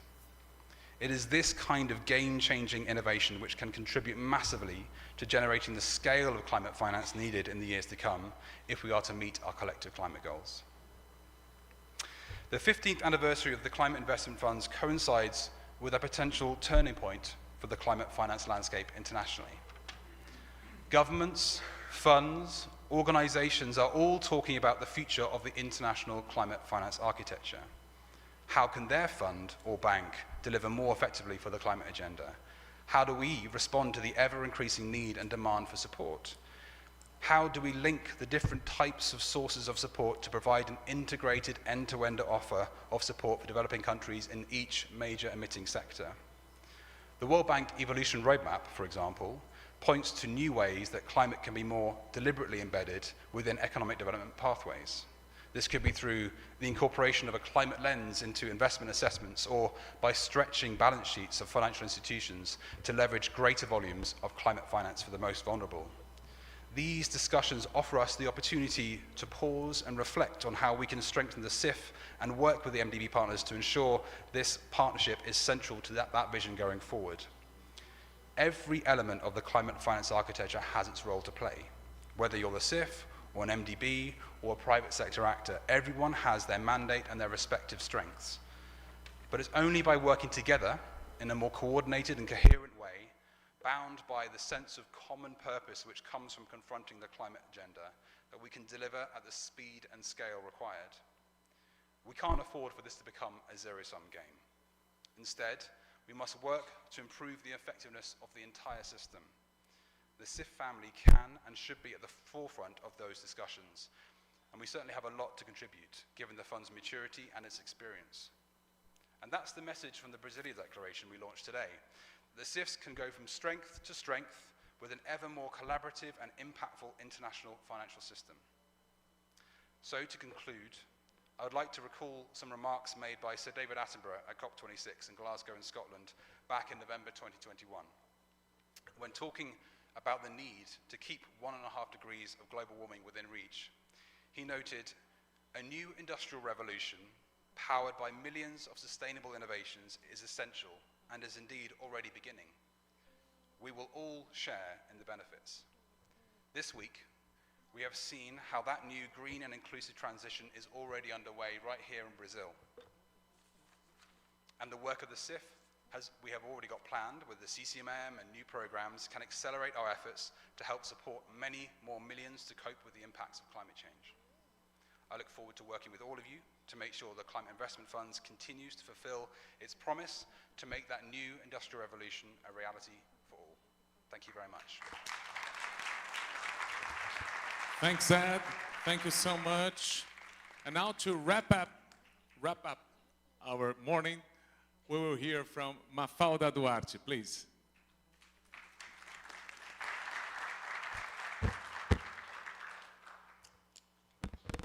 Okay, so I had my moment in Portuguese, so I'm going to speak in English this time.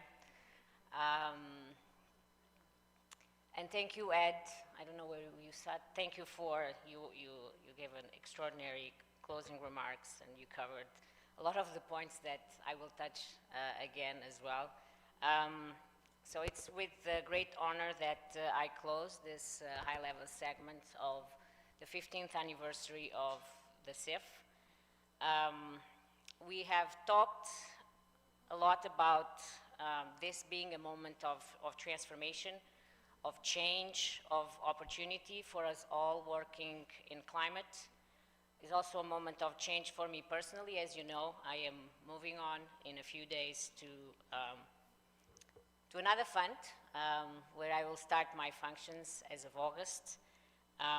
So as we conclude, I want to speak about this incredible journey that I've been fortunate to witness and be a part of for the past 14 years, almost 15 years of almost the entire journey of the CIF.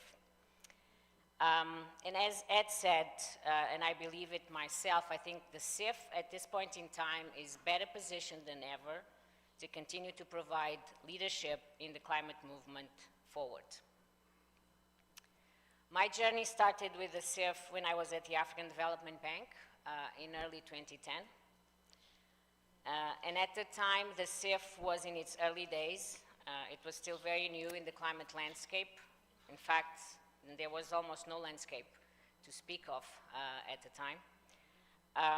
And with every opportunity I had to engage with the funds, the more I believed in the potential. And the more I believed in the unique business model, their value proposition, and why it was so badly needed. Over the next almost 5 years at the African Development Bank, I oversaw the CIF portfolio. And I saw firsthand the results we were able to generate, but I also saw the potential. I never ceased to see the potential. And with all of that came an even bigger resolve to make sure that the funds, the CIFs, were adequately resourced and kept and positioned within what we call this climate finance landscape or architecture. So it was in that spirit that I took the role that I still have for a few more days. And as I look back on these almost 9 years in this role, I am very, very incredibly proud of what we have accomplished together. As I said earlier this morning, this is not the role of one champion or 2 or 10 or one village or 2 villages or 10 villages. This is a massive collective effort.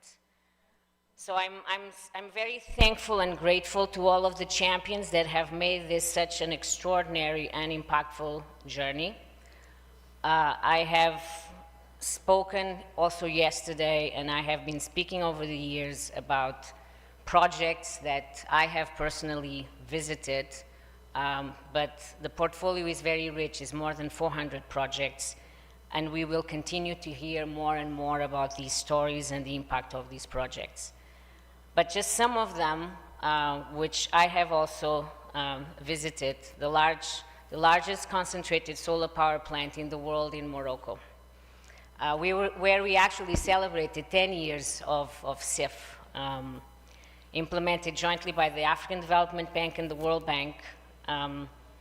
It's something that you can see from the sky. In fact, at some point, even Leonardo DiCaprio tweeted, I think, about this solar plant and the photo he took from some airplane. This mega investment done in multiple phases,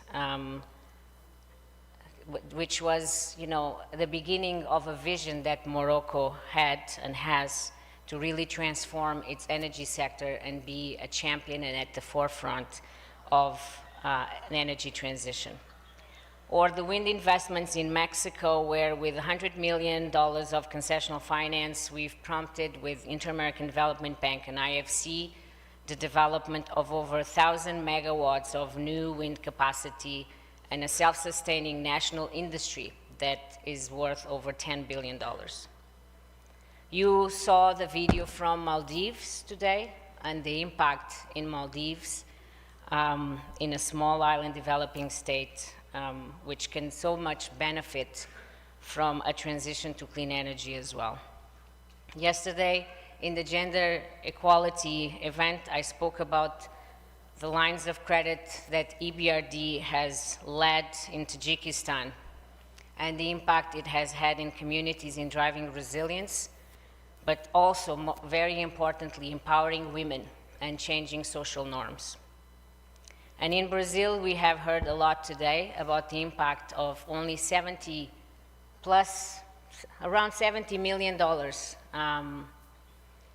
and the impact that has had in terms of the Cerrado and the forests in Cerrado. And many of you visited with us in Embrapa yesterday and had a feel for two of the projects that we are supporting.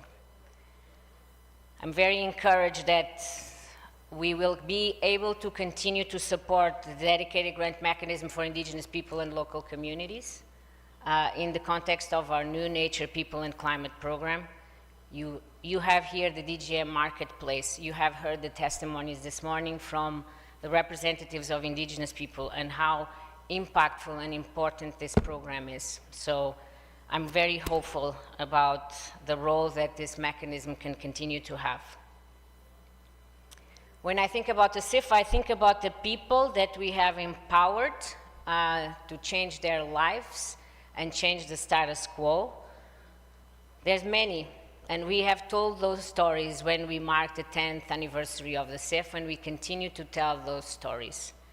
I spoke about the power engineers, the female power engineers, single female power engineers in India or in Chile, or the Jeanette, the lady in the very remote village of Chile as well, in the border with Bolivia.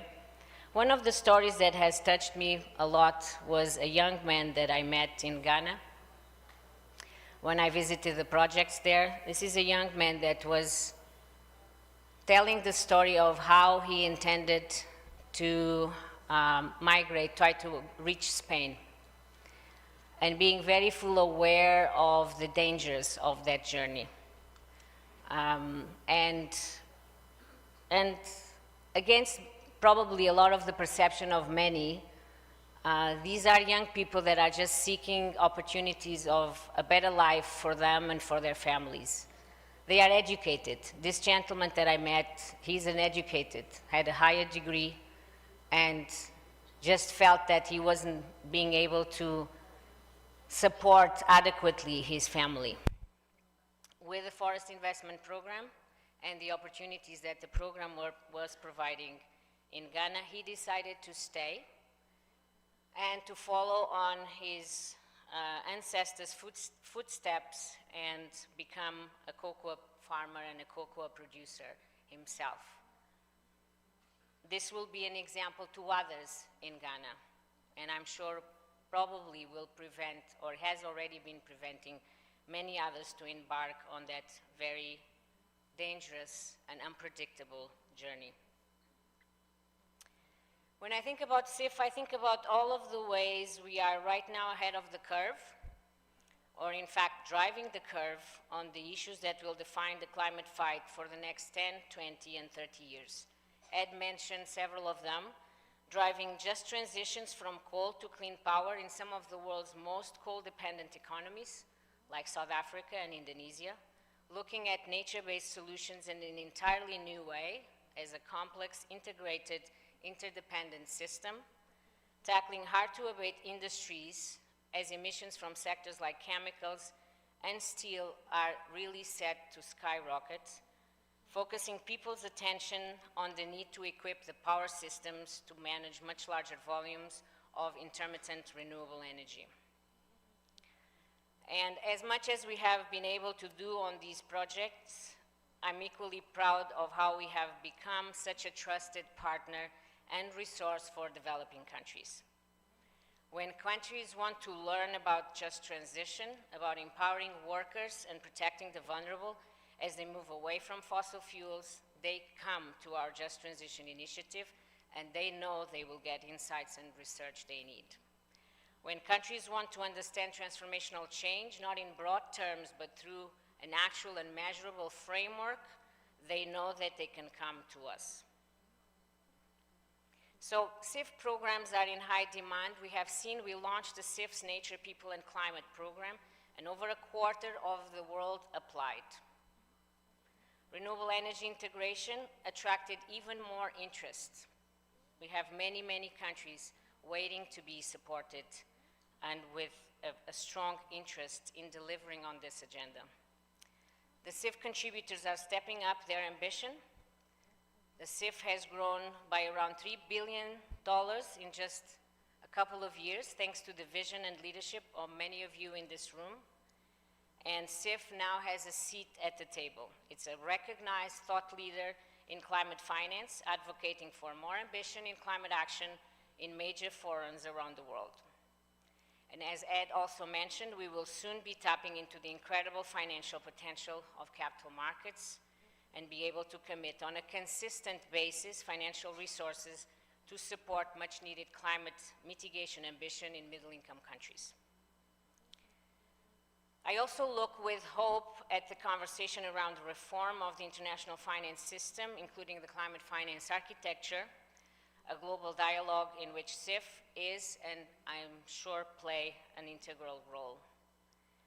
And most importantly, I look at all we have learned over the past 15 years together. We always knew that climate finance can bring about climate benefits. There's no doubt about that. But we have learned that with deliberate program design, we can also make an enormous impact on development, including energy access, market and job creation, and gender equality.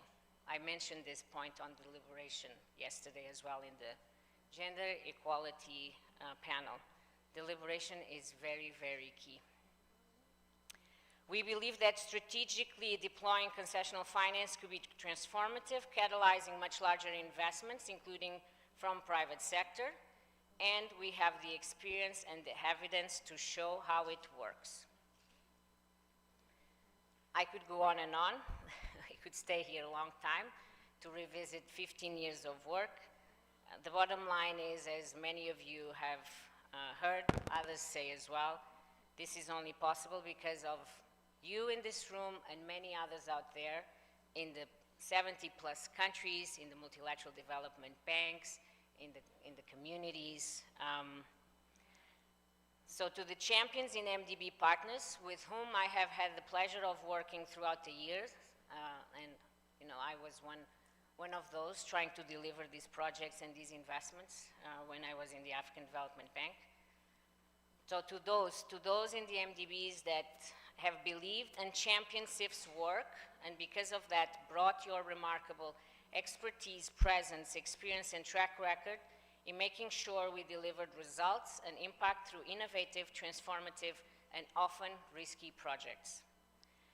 To our contributor countries for not only backing the vision with substantial financial resources, but also for your technical engagement and your support through the governance process. I thank you for not settling for the status quo and always pushing us to improve and enhance what we are doing. To our recipient countries, whom I have also mentioned in the morning, I congratulate for being visionaries and leaders, because these countries have been making tough investment decisions since 2008.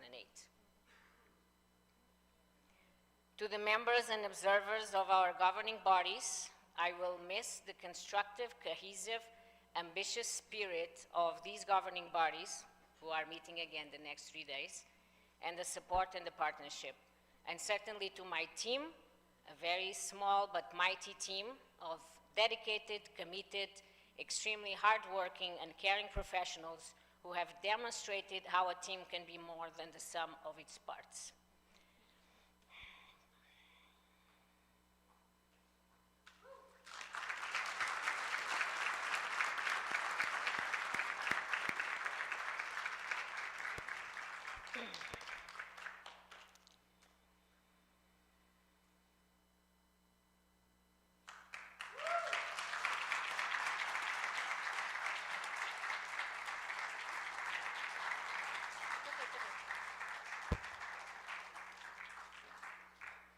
It has been a privilege and an honor to work with you all, and rest assured that my commitment to climate action continues, and I will continue to do my part and work with you all towards this common goal, which is a socially just and transformative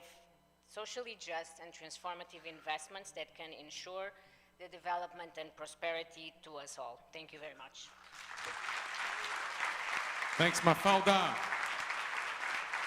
Thank you so much. Now, guys, it's time to lunch. The lunch is being served. Please leave your headsets on the chair.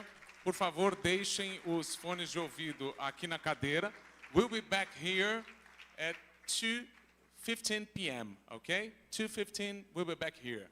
Voltamos às 2:15. Obrigado, gente. Almoço.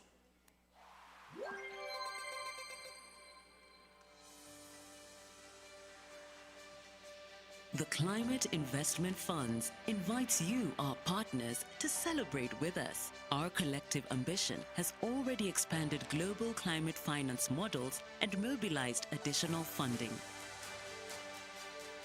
Our investments in clean technology, energy access, climate resilience and sustainable forests is unmatched. And we are unrivaled in scale, innovation, and geographic reach. We have saved thousands of gigawatt hours of energy, increased clean energy access and capacity, and reduced greenhouse gas emissions. More forests are managed sustainably,